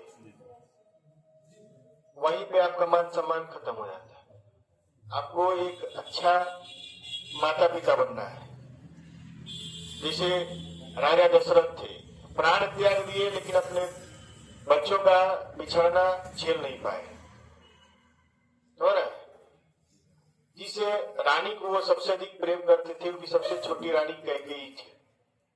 कैकेयी से सबसे अधिक प्रेम करते थे, लेकिन वो रानी भी दया नहीं की अपनी बात को मनवाने के लिए, वो भी अपने पुत्र के मुंह में पड़ गई थी। और एक कान भरने वाली जो उसकी दासी थी, तो कान भरने से बहुत असर पड़ता है। जब आप रामायण या रामचरितमानस पढ़ेंगे तो उसमें आप देखेंगे सभी चीजें अच्छी हैं। फैमिली को वैसे ही रहना चाहिए। भाई भाई का कैसे रिस्पेक्ट करता है, पुत्र पिता का कैसे करता है, पुत्र का जिम्मेदारी क्या है, छोटे भाई बड़े भाई की जिम्मेदारी क्या है, ये सब चीजें अब देखने को नहीं मिलती। और आप कभी देखेंगे कृष्ण लीला नहीं होता है, रास लीला नहीं होता है। लीला होता है तो कौन सा होता है? रामलीला, ताकि समाज में यह संदेश जाए कि हमारा ये कर्तव्य है। माता के प्रति क्या कर्तव्य है, पिता के प्रति क्या कर्तव्य है, पत्नी का पति के प्रति, पति का पत्नी के प्रति, और पुत्र का पिता के प्रति। लेकिन हम लोग क्या किए? सारा लाज शर्म घोट के पी गए। तुरंत जवाब देंगे। सुनने की आदत डालिए, कम बोलने की आदत डालिए। तो यही एक पिता और पुत्र की कहानी आपको बता रहे हैं। कबीरदास जो थे, ये लाइन कबीरदास जी बोले हैं। कबीरदास जी के बारे में आप जानते होंगे कि कबीरदास जी का जन्म एक विधवा ब्राह्मणी के गर्भ से हुआ था, और लोक लज्जा के डर से वो उनको क्या की थी? लहरतारा नामक जगह पे उनको क्या की थी? छोड़ दी थी। जो भी हो, वहां पे नीरू और नीमा नामक दो जुलाहे थे। जुलाहे का मतलब होता है कि जो लोग ये रुई का धुनाई वगैरह करते हैं, वस्त्र क्या बोलते हैं उससे बनाते हैं। जैसे मान लीजिए हम हिंदुओं में क्या होता था, कोई नाऊ होता था तो कोई बढ़ई होता था, कोई लोहार होता था। उस तरह से उसमें वो जुलाहे थे जो रुई को ढूंढ के रजाई गद्दा वगैरह बनाते हैं लोग, उनको जुलाहे कहा जाता है। फिलहाल इससे कोई वो नहीं है। वो लोग इनको पाए, नीरू और नीमा नामक, बाद में इनका नाम रखे कबीर। कबीर का शाब्दिक अर्थ होता है महान। ठीक, कबीर का मतलब क्या होता है? महान। तो कबीर का नाम कबीर रखे, और कबीर की बाद में शादी हुई। जब बड़े हुए थे तो उनकी पत्नी का नाम था लुई। कबीर की शादी लुई नामक स्त्री से हुआ, और पहले तो इनके जो बच्चे जन्म लेते थे वो मर जाते थे। बाद में किसी तरह से एक बच्चा और एक बेटी, एक बेटा और एक बेटी जीवित बचे। बेटे का नाम था कमाल और बेटी का नाम था कमाली। और कबीरदास पढ़े लिखे नहीं थे, बस दिन भर भक्ति भजन ये सब करते रहते थे। बुराइयां देखते थे तो उसके बारे में बताते थे, लिखते थे, कुछ कमाते धमाते नहीं थे। उनका लड़का थोड़ा सा बड़ा हुआ तो बोला कि पिताजी बार बार आपको देखते हैं, आप यही सब करते रहते हैं, इससे कुछ होने वाला नहीं है, कुछ कमाते धमाते क्यों नहीं? तो कबीरदास जी को लगा कि कुछ गड़बड़ हो गया। तो कबीरदास जी बोले, डूबा वंश कबीर का उपजा पुत्र कमाल। कबीरदास का वंश उसी दिन डूब गया जिस दिन इस कमलवा का क्या हुआ? जन्म। और डूबा वंश कबीर का उपजा पुत्र कमाल। फिर ये बोला, कबीरदास जी बोले, ठीक है हम नहीं कमा पा रहे हैं, तुम भी बड़े हो गए हो, तुम ही कमाओ, जाओ कमाओ। तो जानते हैं जब नए उम्र के बच्चे रहते हैं तो थोड़ा सा जोश में जाते हैं, कमाते हैं।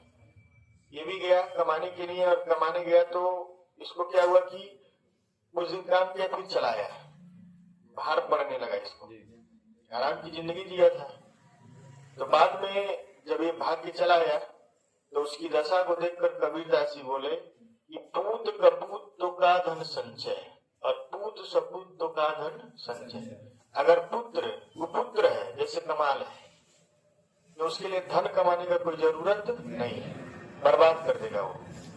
अगर पुत्र सुपुत्र है तो उसके लिए धन कमाने का कोई आवश्यकता नहीं है, वो खुद कमा लेगा। तब ये बात लिखा गया था, लिख लीजिए इसको।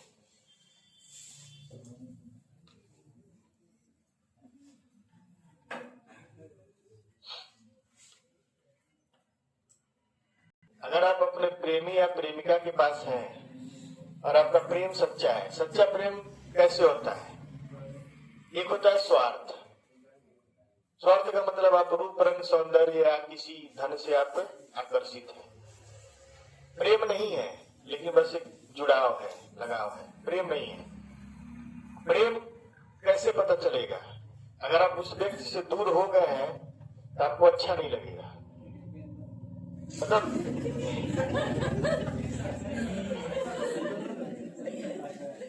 बेचैन रहेंगे आप। ठीक है, जब आप दूर, जैसे ही दूर जाएंगे या फिर आपको ऐसा लगा कि दूर जा रही है या जा रहा है, तो आपको दुख होने लगेगा। अगर आपकी बातचीत नहीं होगी तो आपको कष्ट होगा, और जैसे ही बात हो जाएगी अच्छा लगने लगेगा, तो आप समझिए आपको सच्चा प्रेम है। कुछ कह रहे हैं, बोलिए उपेंद्र। ठीक है, देखिए, से गुड हार्मोन्स होते हैं और बैड हार्मोन्स होते हैं। तो ये हार्मोन भी आपके सोच से ही निकलते हैं। आप जैसा सोचेंगे वैसा हार्मोन्स निकलेंगे। हार्मोन का कोई खेल नहीं है, आप लोग खुद महसूस किए होंगे। आप लोग किसी से बिछड़े होंगे तो महसूस किए होंगे। ठीक है, नहीं बात नहीं। अब हम आपको पहचान बता रहे हैं तो कम से कम उसको समझ लीजिए। अगर किसी के बिछड़ने के बाद आपको थोड़ा भी दुख नहीं हो रहा है तो आप सच्चा प्रेम नहीं कर रहे हैं। और आपका दुख लंबे समय तक रह रहा है तो आप बहुत ज्यादा गहराई में जाके प्रेम किए हैं। अगर आपका दुख कुछ दिनों के लिए है तो आप बहुत गहराई में प्रेम नहीं किए हैं। आप जितना जुड़े रहेंगे उतना ही ज्यादा आपको दुख होगा। तो उसकी एक एक बात सोच सोच के आप दुखी होंगे। एक एक पल को, एक एक समय को सोचेंगे और दुखी होंगे। और जितना दुखी होंगे उतना ही रोना आएगा, और जितना ज्यादा रोएंगे उतना ज्यादा सोचेंगे। तब आपको सही में प्रेम हुआ है। अब जिसको भी हुआ होगा वो जानता होगा, ठीक है, बहुतों को हुआ है और आगे कुछ लोगों को होगा भी। ठीक, तो इसमें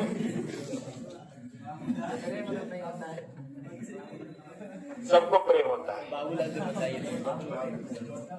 आपको तो ऐसा प्रेम होगा कि आप निकल ही नहीं पाएंगे। घबराइए नहीं, उस अप्सरा को आने दीजिए। बोलिए अर्चिता, क्या कह रही है? नहीं, देखिए, आप अपने मन की व्यथा को, अपने मन की स्थिति को हमको कैसे क्या, देखिए, हमको कैसे इतना पता है, तो हमको पढ़ाते पढ़ाते पता चल गया। नहीं नहीं, इसकी बात नहीं, पढ़ाते पढ़ाते अनुभव हो गया 10-12 साल से। उम्र के हिसाब से पता चलेगा। क्या कह रहे हैं? नहीं नहीं, इसमें बोलिए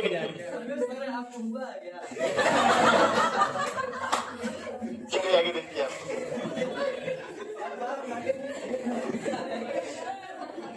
तो आप बात नहीं, देखिए दो कंडीशन है। कुछ लोग होंगे ऐसे जिनकी प्रेमिकाएं उनके पास होंगी या प्रेमी उनके पास होंगे, संयोग श्रृंगार में जी रहे होंगे, समझ रहे? अब कुछ लोग ऐसे होंगे जिनका बिछड़ गया होगा, वियोग में रह रहे होंगे। लेकिन देखिए, वियोग में जब जाएंगे तभी आपको प्रेम का एहसास होगा। अगर आप वियोग में नहीं जाते तो आप प्रेम का एहसास कभी नहीं कर पाएंगे। इसलिए एक बार वियोग में जाइए, देखिए कितना मजा आता है। जितना डूबेंगे उतना ही आपको मजा आएगा। ठीक, तो दो कंडीशन होगा। देखिए, जाके पिए निकट नाही, जाके पिए निकट नाही, घाम चांदनी ताही।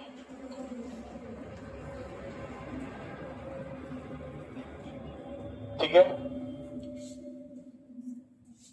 और जाके पिए निकट नाही,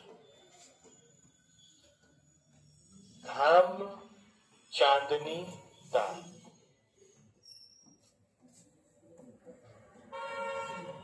पूरा लाइन ही दोहरा दिया गया है, लेकिन भाव में अंतर कैसे आएगा? एक बार हम लोग यहाँ पे कॉमा देते हैं और एक बार हम लोग यहाँ पर कॉमा देते हैं।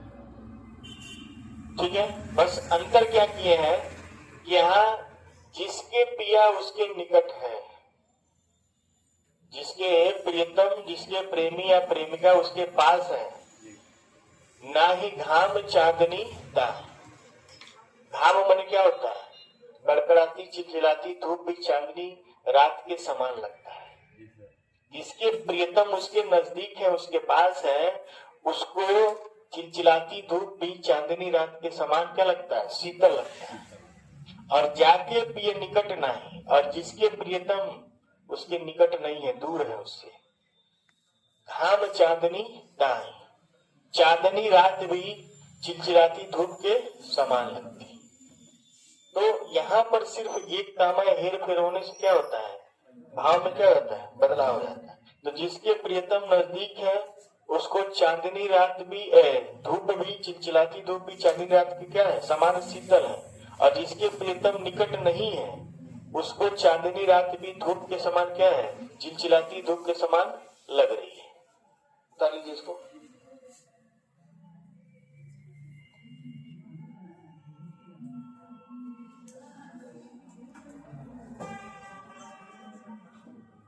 सब लाटा नपरास है। 10:20 हो रहा है। थोड़ा सर से 20 मिनट 25 मिनट का टाइम मांग ले, क्योंकि इसी के साथ वक्रोक्ति भी समझना है। वक्रोक्ति नहीं समझ पाएंगे तो अच्छा नहीं लगेगा। टेस्ट नहीं रहता तो 12 बजे तक पढ़ा देते आप। कौन गाना बजा रहा है?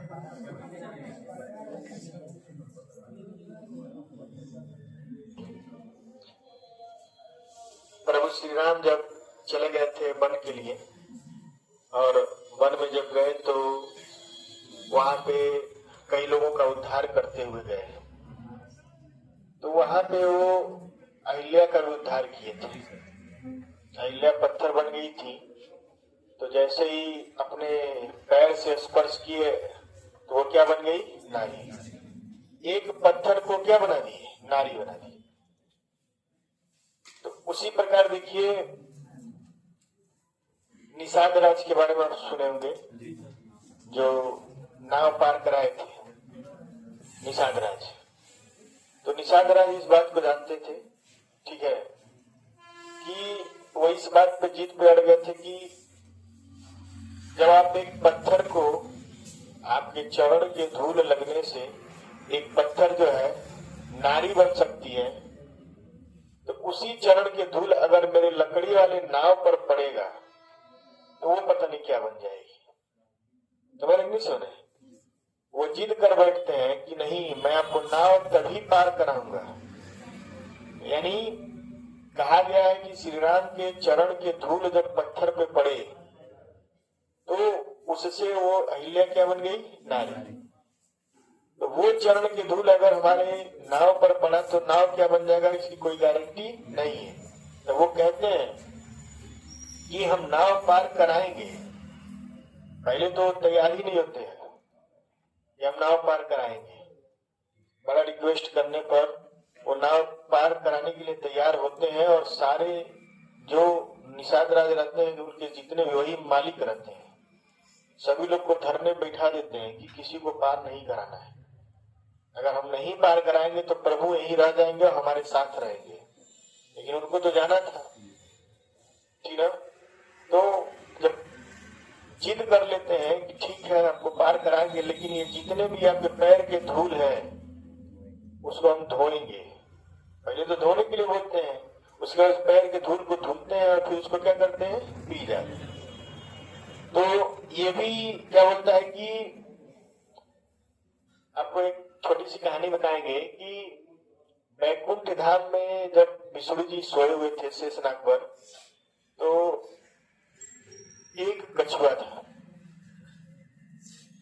वो चलते चलते जब गया तो इनके अंगूठे से टकरा गया विष्णु जी के, और अंगूठे से जब टकरा गया तो वहां पे इसको, इनकी नींद टूट गई। तो इनको माता लक्ष्मी जो है वो श्राप देती, बोली कि अब इसी चरण की जब धूल पियोगे तो तुम्हें मुक्ति मिलेगी। तो ये अगले उसमें त्रेता युग में क्या बनते हैं? निषाद राज बनते हैं केवल। तो वही चीज दोहराने के लिए यह लीला रची गई थी। ये चरण धोएंगे, चरण धो के पिएंगे तो इनको क्या मिलेगी? मुक्ति मिलेगी। तो सारी कहानियां पहले से क्या थी? प्रीफिक्स थी। यहाँ से ये कहानी बना था। कहानी तो सब लोग जानते हैं, चरण का धूल पिए, लेकिन क्यों पिए, कैसे पिए, आखिर क्या इसका योजना था, किसी को नहीं मालूम था। तो इसमें एक लाइन है, मांगी नाव, मांगी नाव नौ केवट आया, मांगी नाव न केवट आया। ठीक है, 11 बजे को कराइए सर। मांगी नाव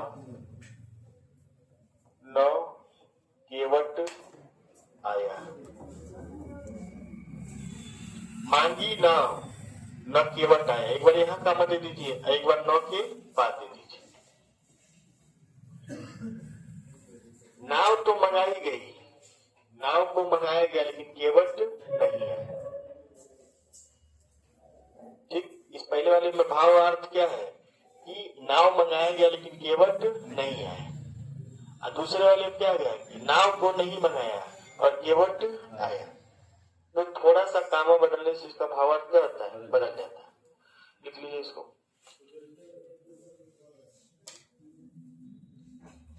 जैसे हम लोग थोड़ा सा मोशन में आते हैं तब तक ब्रेक करने का टाइम आ जाता है। कल आप लोग का क्लास चलेगा अलंकार का ही, ठीक ना? चलिए पढ़िए अभी सर से बोले 2-4 मिनट, 10 मिनट, 15 मिनट जितना हो जाए।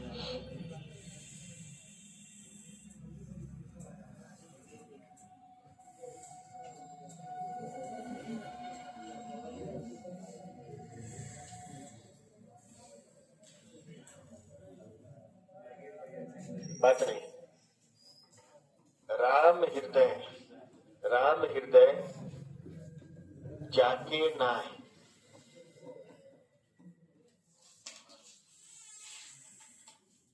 राम हृदय जाके ना,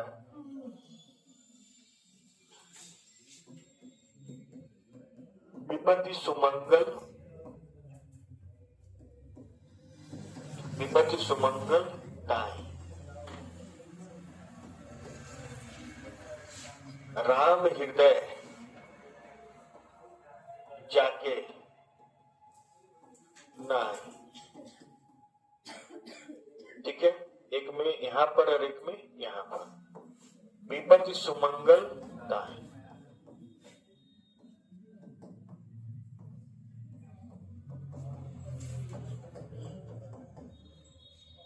यदि आप राम के हृदय में बस गए तो आपको विपत्ति भी क्या लगेगी, सुमंगल के समान लगेगी। यदि आप राम के हृदय में नहीं बसते हैं तो आपका सुमंगल भी विपत्ति के समान हो जाए। ठीक,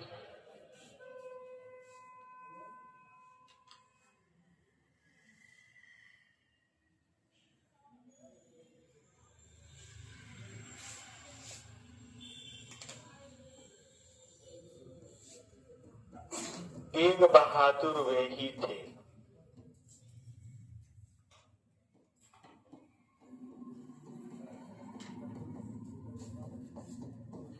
गुरु पदवी के पात्र।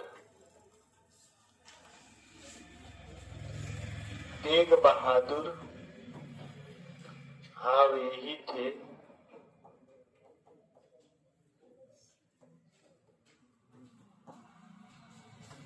गुरु पदवी थी, गुरु पदवी थी जिनके पास, जिनके अर्थ।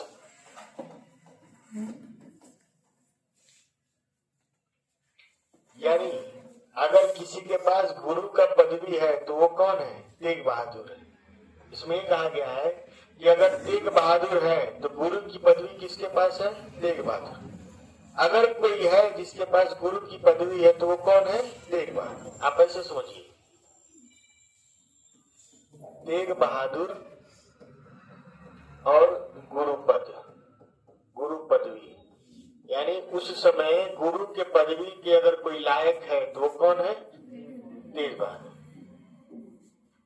गुरु, देखिए इसको हम लेके चल रहे हैं, गुरु के पदवी के अगर कोई लायक है तो कौन है, तेग बहादुर। तेग बहादुर को अगर हम लेके चल रहे हैं तो तेग बहादुर वही है जो किसके लायक है, गुरु के पदवी के। यानी तेग बहादुर गुरु के पदवी के लायक है और गुरु पदवी जो है किसके लिए है, तेग बहादुर।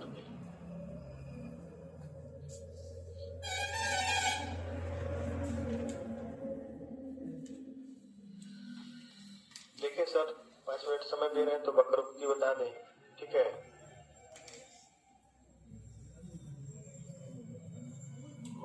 बात नहीं, वक्रोक्ति अलंकार पढ़ने से पहले जानिए कि राधा जी बिल्कुल नाराज हो गई है। किससे? श्री कृष्ण से।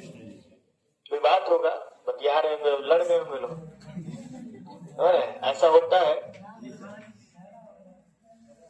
बतियाते बतियाते आप लोग किसी बात पे लड़ जाते हैं, ठीक है। और बात नहीं, लड़ने के बाद क्या होता है, ऐसा कोई काम न करिए कि जिससे आपको क्लास बंद करना पड़े, ठीक। जब ज्यादा बोलेंगे क्लास बंद कर देंगे, इसलिए क्यों सुनिए और आनंद उठाइए। यहाँ लड़कियां भी बैठी हैं, ठीक है। तो वक्रोक्ति में क्या था कि श्री कृष्ण जी राधा से क्या हो गए थे, राधा नाराज हो गई थी श्री कृष्ण से, श्री कृष्ण नहीं नाराज हुए थे। वो तो बेचारे कुछ कह रहे होंगे, नहीं मानेंगी, नाराज हो गई, मुंह फुलाकर चली आई। तो वक्रोक्ति का मतलब क्या होता है, वक्र, वक्र प्लस उक्ति। वक्र माने होता है टेढ़ा, क्या होता है, टेढ़ा। और उक्ति का मतलब होता है कथन, कहेंगे कुछ और समझेंगे कुछ और, कहेंगे कुछ और समझेंगे कुछ और, इसी को कहते हैं टेढ़ा, वक्रोक्ति। तो जिस अलंकार में कहा कुछ और जाए और समझ लिया जाए कुछ और कहे हैं और क्या समझ लिए, कुछ और, तो वहां पे कौन सा अलंकार होता है, वक्रोक्ति अलंकार। लिखिए पहले इतना। उन लोग को क्या देख रहे हैं, भोला क्या देख रहे हैं, भोला को देखिए, भोला सब पढ़ लिए हैं। अब आपको ये तो बोर्ड पे देखिए, तो मुझे देखिए, भोला को नहीं देखना है। भोला आप लोग के लिए अदृश्य है, जैसे मेरे लिए अदृश्य हो गए।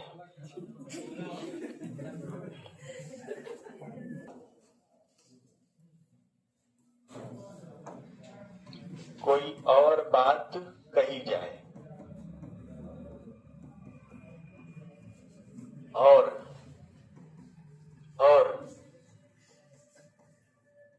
कुछ और अर्थ समझ लिया जाए, समझ लिया जाए, कोई और बात कही जाए और कुछ और अर्थ समझ लिया जाए, वहां वक्रोक्ति अलंकार होता है, वक्रोक्ति अलंकार होता है। अब हम आपको एक चीज बता रहे हैं कि आपको हम पढ़ाए हैं क्या क्या, छेकानुप्रास पढ़ाए हैं, फिर आपको पढ़ाए हैं वृत्तियानुप्रास, उसके बाद लाटानुप्रास। 2 अनुप्रास नहीं पढ़ाए, एक श्रुतिया और एक अंत्या।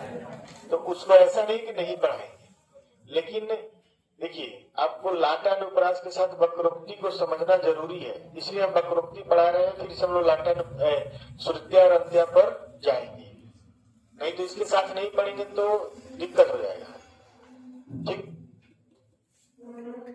अब वक्रोक्ति अलंकार का क्या मतलब होता है, टेढ़ा कथन का, ठीक है। तो अभी आपको हम बताए हैं कि राधा जी किसी बात पे नाराज हो गई है श्री कृष्ण से, और नाराज होकर कहाँ चले आई हैं, घर।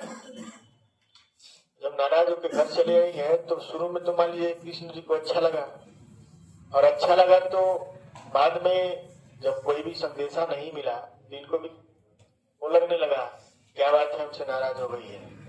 अब सोचे जा रहे हैं, शाम हो गया है, कोई संदेश जब नहीं मिला राधा जी का, तो इनको भी टेंशन होने लगा कि आखिर हम क्या कह दिए, नाराज हो गई। जैसे आप लोग का फोन नहीं आता है, तब टेंशन आ जाते हैं, बार बार फोन मिलाते हैं, टेंशन में रहते हैं। जब तक आपको क्लियर मैसेज नहीं मिल जाता तब टेंशन में रहते हैं, क्या बात हो गया। उसके बाद श्री कृष्ण जी को मान लिया फोन तो था नहीं, तो क्या करते बेचारे, जब उनको नहीं समझ में आया तो वो निकल लिए घर से अपने, कि अब राधा के घर चलेंगे, उसको मनाएंगे। तो अब कैसे राधा को मनाए, यही सोच रहे थे। अब रास्ते पर वो सोचते ही जा रहे थे कि हमको जाना है, राधा को बुलाना है, उसको मना लेना है कि देखो मैं जो भी कहा हूँ मुझे माफ कर दो, गलती हो गया। आखिर में जो गलती किया था वो माफी मांगता है अपने प्रेम को बचाने के लिए। प्रेम को वही बचाना चाहता है, माफी वही मांगता है जो उस रिश्ते को बचाना चाहता है। वह व्यक्ति बिल्कुल नहीं माफी मांगता जिसको उस रिश्ते से कोई मतलब नहीं है। आप भी अगर आप भी झुकते हैं, अगर आप भी अपने रिश्ते को बचा रहे हैं तो आप ही प्रेम कर रहे हैं। सामने वाला नहीं बचा रहा तो वो प्रेम नहीं कर रहा, ये भी एक पहचान है। आप लोग इस बात को जानिएगा। तो श्री कृष्ण जी चाहते थे कि रिश्ता खराब न हो, इसलिए वो भागते हुए जाते हैं। ठीक है, भागते जाते हैं और राधा के दरवाजे पर भले कुंडी है तो खटखटाते हैं। ठीक है, तो एक लाइन है, राधा कहती हैं, कौन द्वार पर? ये कहते हैं राधे मैं हरि, राधे मैं हरि।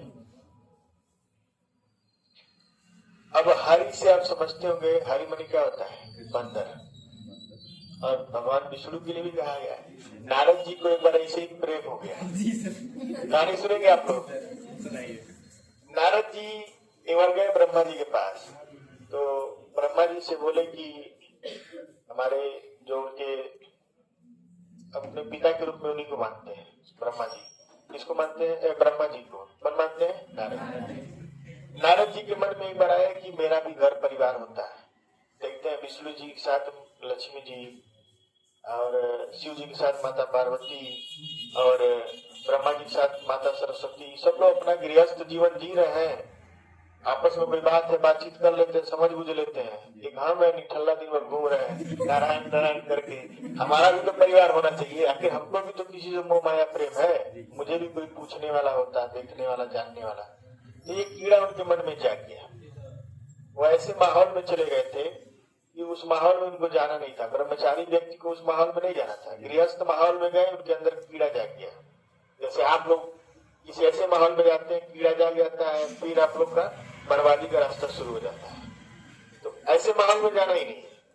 अब वो नारद जी गए तो अपने धर्म को भूल गए। जैसे आप लोग अपने पढ़ाई धर्म को भूल के और प्रेम धर्म को शुरू कर देते हैं। तो नारद जी का धर्म क्या है? उनका जन्म हुआ है ईश्वर की उपासना करने के लिए और संदेशों को इधर उधर फैलाने के लिए, हो रहे। तो नारद जी अपना धर्म भूल गए कि किस लिए उनका जन्म हुआ है। उसके बाद विष्णु जी से कहेगी जाके कि प्रभु मैं हमेशा आपका वो करता हूँ, हमेशा आपका आराधना किया हूँ, मुझे आप मतलब अपना हरि रूप दे दीजिए। वो बोले कि मुझे हरि रूप दे दीजिए। विष्णु जी कहे ठीक है, ले लीजिए। अब हरि का अर्थ क्या लग गया? बंदर। हरि का मतलब वो ये नहीं कहे कि मुझे आपके जैसा बनना है, वो बोले कि मुझे हरि रूप दे दीजिए। हरि रूप दे दिए, इसका मतलब क्या हुआ? वो उनको बंदर बना दिए। उनका जो चेहरा हो गया किसके समान हो गया? बंदर। उसी समय एक राजकुमारी जो उनको बहुत पसंद थी, जिसको देख के इनके दिमाग में कीड़ा जागा था, तो उस राजकुमारी का स्वयंवर हो रहा था। अब जब राजकुमारी का स्वयंवर हो रहा था तो इनको उसी से विवाह करना था। अब ये सोचे कि विष्णु जी का रूप पा गए हैं और हमसे ज्यादा तो सुंदर कोई है नहीं, तो हम तो ऐसे जाएंगे तो जयमाला डाल देगी। अब ये स्वयंवर में पहुंच गया बंदर का रूप लेकर। उस समय शीशा और सब था नहीं, तो लोग पानी में मुंह देखते थे अपना। तो ये बार बार जब ये जयमाल डालने जाती थी तो बार बार उसके सामने आ जाते थे, बार बार सामने आ जाते थे। तो उनको कहती चल हट बंदर कहीं के। तो ये सोचते हमको बंदर क्यों, हमको जयमाला नहीं डाल रही है, बंदर क्यों कह रही है? तो वो बोलती कि बंदर सा शक्ल लेकर आए और कह रहे कि तुमको अपना पति चुन लो। तब इनको थोड़ा सा वो लगता है, तो जाके अपना पानी में जब चेहरा देखते हैं तो चेहरा किसकी तरह होता है? बंदर की तरह होता है। तब इनको बड़ा गुस्सा लगता है। भाई देखिए, प्रेम में कोई भी असफल व्यक्ति रहता है तो खूंखार हो जाता है। तो बाघ की तरह शिकार करता है, बाघ बन जाता है। कोई भी व्यक्ति अगर प्रेम में असफल है तो किसी को भी मार सकता है, काट सकता है। कुछ दिन पहले देखिए स्टेज पर चढ़ के गोली मार दिया। ठीक है, मार दिया, अपना इच्छा पूरा कर लिया। बहुत लोग के भी मन में आता है, जैसे आप लोग में किसी के प्रेमिका का शादी हो रहा होता है, आप भी सोचते हैं कि चलो मार देते, खत्म हो जाता है, हमसे शादी हो जाती है। तो मारने की क्या जरूरत है? आप लायक बनिए ना, लायक बनिए, शादी कर लीजिए, मारने की जरूरत नहीं है।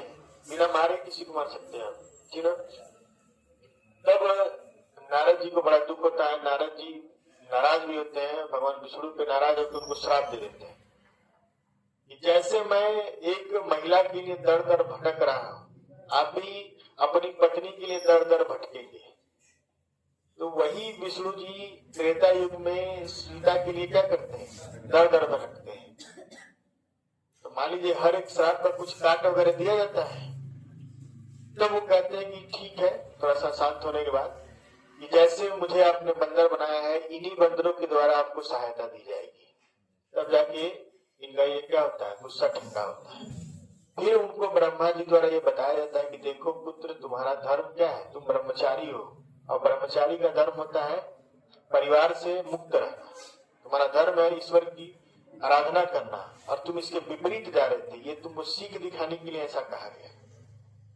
तो उस बंदर का मतलब क्या होता है? हरि होता है। तो ये बोलती है कौन द्वार पर? तो कौन द्वार पर राधे में हरि, तो क्यों हरकत जाए। राधे मैं तेरा घनश्याम,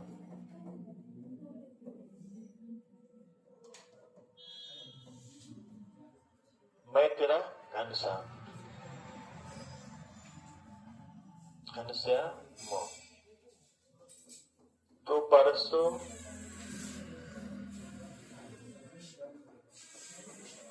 गिट जाए, ठीक है, ये लाइन है, ठीक है।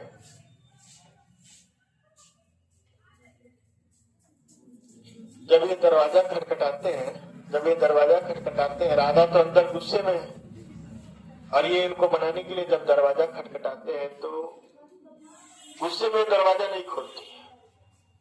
खटखटा रहे, दरवाजा नहीं खोल रही है, तो पूछती है कि कौन द्वार पर।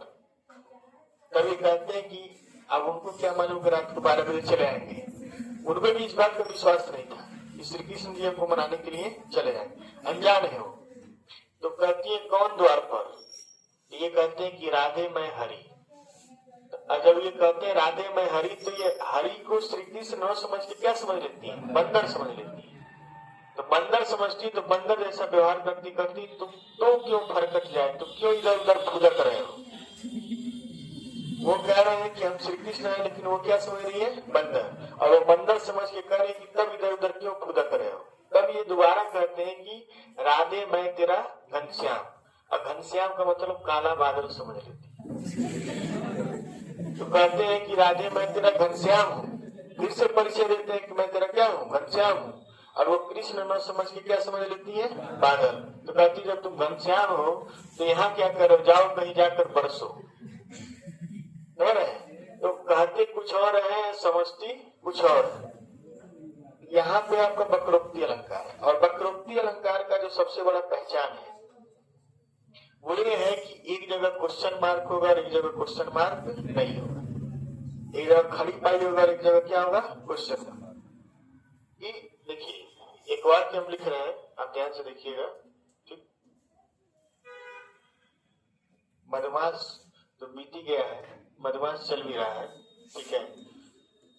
आने को मधुमास, बसंत का महीना, यही आने को मधुमास की प्रियतम अइहे नाही।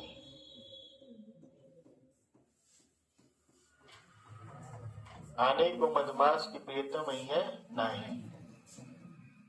आने को मधुमास की प्रियतम अइहे नाही। ठीक। अब इसमें आपको बताना है अगर ऐसे लिखा है तो कैसे जानेंगे कि लाटानुप्रास है कि वक्रोक्ति है? पहले तो मुझे ये क्लियर करिए कि लाटानुप्रास है कि वक्रोक्ति है। नीचे वाले में उसका अर्थ चेंज हो जाता है। कुछ सहेलियां हैं, कुछ सखियां हैं, अपने एक सहेली, एक उसकी सहेली या सखी है जिसका प्रेमी है, जो हर बसंत के महीने में अपनी पत्नी से, प्रेमिका से मिलने आता है। तो इस बार क्या है कि वो आने में लेट कर दिया है, और आने में लेट कर दिया है तो जानते हैं लड़कियां अपने सखियों का मजा लेती हैं, कह कह के मजा लेती हैं। तो यहाँ पे ये है क्वेश्चन मार्क, आपका क्या है ये क्वेश्चन मार्क, और ये है खड़ी पाई। जैसे ही क्वेश्चन मार्क लगा है, ये लाटानुप्रास नहीं है, ये क्या है वक्रोक्ति है। अगर क्वेश्चन मार्क नहीं लगा होता तो वो क्या बन जाता है लाटानुप्रास। ये हल्का सा डिफरेंस है, कोई किताब आपको नहीं बताएगा, कोई माइकल आपको बता भी नहीं पाएगा कितना डिफरेंस है, इतना माइनर डिफरेंस आपको नहीं बताएगा। तो अगर क्वेश्चन मार्क और खड़ी पाई एक साथ आ गया तो आपका कौन सा है वक्रोक्ति। अगर क्वेश्चन मार्क नहीं तो वक्रोक्ति हो ही नहीं सकता। ये चीज आप बकायदे ध्यान से देखेंगे, समझेंगे। यही इसी वजह से मैं लाटानुप्रास को वक्रोक्ति के साथ पढ़ाया। ठीक, तो सखियां कहती हैं कि यह सखी मधुमास आ गया है, लेकिन तुम्हारे जो प्रियतम हर साल आ रहे हैं, मजा ले रही है, इस बार आए नहीं। क्वेश्चन मार्क करती इस बार नहीं आए, क्यों नहीं आए? छेड़ने के लिए, छेड़ने के लिए पूछ रही। लड़के भी छेड़ते हैं, क्या बात है, रोज रोज मैसेज आ रहा था, आज मैसेज नहीं आ रहा, क्या बात है, फोटो नहीं आ रहा है, क्या बात है, नाराज है क्या? छेड़ते कि नहीं छेड़ते हैं? सभी लोग छेड़ते हैं, कुछ लोग छेड़े जाते हैं, कुछ लोग छेड़ते हैं, लेकिन होता सबके साथ, होना भी चाहिए। ठीक है, नहीं होगा तो फिर क्या मतलब, कोई मजा ही नहीं है जिंदगी का, जिंदगी बार बार थोड़े मिलेगी। तो तब वो जो उसकी सहेली रहती है, जो नायिका रहती है, उसको जब छेड़ा गया, क्वेश्चन किया गया, तो कहती है कि आने को मधुमास, कि मधुमास आ गया है और ऐसा हो ही नहीं सकता है कि मेरे प्रियतम न आए, ऐसा कभी हो ही नहीं सकता है, और मेरे प्रियतम आएंगे। ठीक है, इसको लिख लीजिए आप लोग। एक उदाहरण और है, इस वक्त खत्म। ठीक, एक कबूतर देख हाथ में, एक कबूतर देख हाथ में, पूछा अपर कहाँ है। बात नहीं, नूरजहां को आप लोग जानते हैं ना? नूरजहां को जानते हैं कि नहीं जानते? नूरजहां और जहांगीर, शाहजहां है, पकड़ा गया क्या? किसी को किसी जोड़ देंगे? इतिहास नहीं पढ़े हैं? नूरजहां, नूरजहां का असली नाम क्या था? मेहरुन निसा, असमत बेगम, इत्र की खोज करने वाली महिला, वही ना? ठीक, शेर अफगान, शेर अफगान ही ना था उसका पहला पति? क्या इतिहास पढ़ते हैं। तो नूरजहां के बारे में बताया गया है। नूरजहां और जहांगीर एक साथ हैं, शाम का टाइम है और छत पे है, नूरजहां कबूतर लेके उड़ा रही है। पहले के राजा महाराजा के पास क्या रहता था? बस रानियों के साथ घूमना है, बतियाना है, सब सुविधा तो ये है, अपने प्रेम का इजहार कर रहे हैं, लेकिन वो क्या करे, कबूतर लेकर उड़ा रही है। ठीक है, तो जैसे वो छत पे पहले से थी। तो अपर का मतलब है यहाँ पर दूसरा, अपर का मतलब दूसरा। ठीक है, यहाँ क्वेश्चन मार्क आ गया। उसने कहा, उसने कहा अपर कैसा, अपर कैसा, जो उड़ गया, उड़ गया सपर है। ठीक, उसने कहा अपर कैसा, जो उड़ गया सपर है। जब जहांगीर जाते हैं और छत पे नूरजहां कबूतर को लेके उड़ा रही हैं, तो जहांगीर जब पहुंचते हैं तो देखते हैं कि हाथ में उसके कबूतर है, उसको क्या की, उड़ा दी। तो 2 कबूतर था, तो वो पूछे कि एक वहां मौजूद है, एक उड़ गया, एक यहाँ पर मौजूद है और क्या हो गया, उड़ गया। तो उन्होंने कहा कि एक तो यहाँ है और जो दूसरा है, अपर कहाँ है, दूसरा कबूतर कहाँ है? अब तो उड़ गया तो उसको देख नहीं रहे। तब तो नूरजहां क्या कहती है कि उसने कहा, नूरजहां कहती है अपर कैसा? ये अपर का मतलब दूसरा कहते हैं और ये अपर का मतलब बिना पंख वाला समझती है, बिना पंख वाला ये अपर का मतलब क्या कहते हैं, दूसरा, और ये अपर का मतलब क्या समझती है, बिना पंख वाला। तो वो कहते हैं कि दूसरा कबूतर दिखाई, पहला कबूतर दिखाई दे रहा है, दूसरा कहाँ है?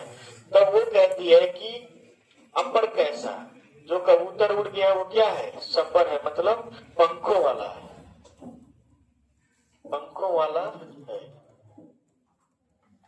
यहाँ पर अपर कहा गया है दूसरे को, लेकिन वो दूसरा ना समझ के उसका अर्थ क्या समझ लेते हैं, बिना पंखों वाला। ठीक है, वक्रोक्ति अलंकार। चलिए 1-2 एग्जाम्पल और है, इसका लिखवाएंगे, ठीक है? टेस्ट वेस्ट दीजिए आपको। वक्रोक्ति समझ गए होंगे, लाटा नुप्रास समझ गए होंगे, समझ रहे कि नहीं समझ रहे? एक बाकी जो नहीं समझोगे वीडियो देख लेंगे। कल सुबह फिर क्लास चलेगा आपका, इसी के आगे।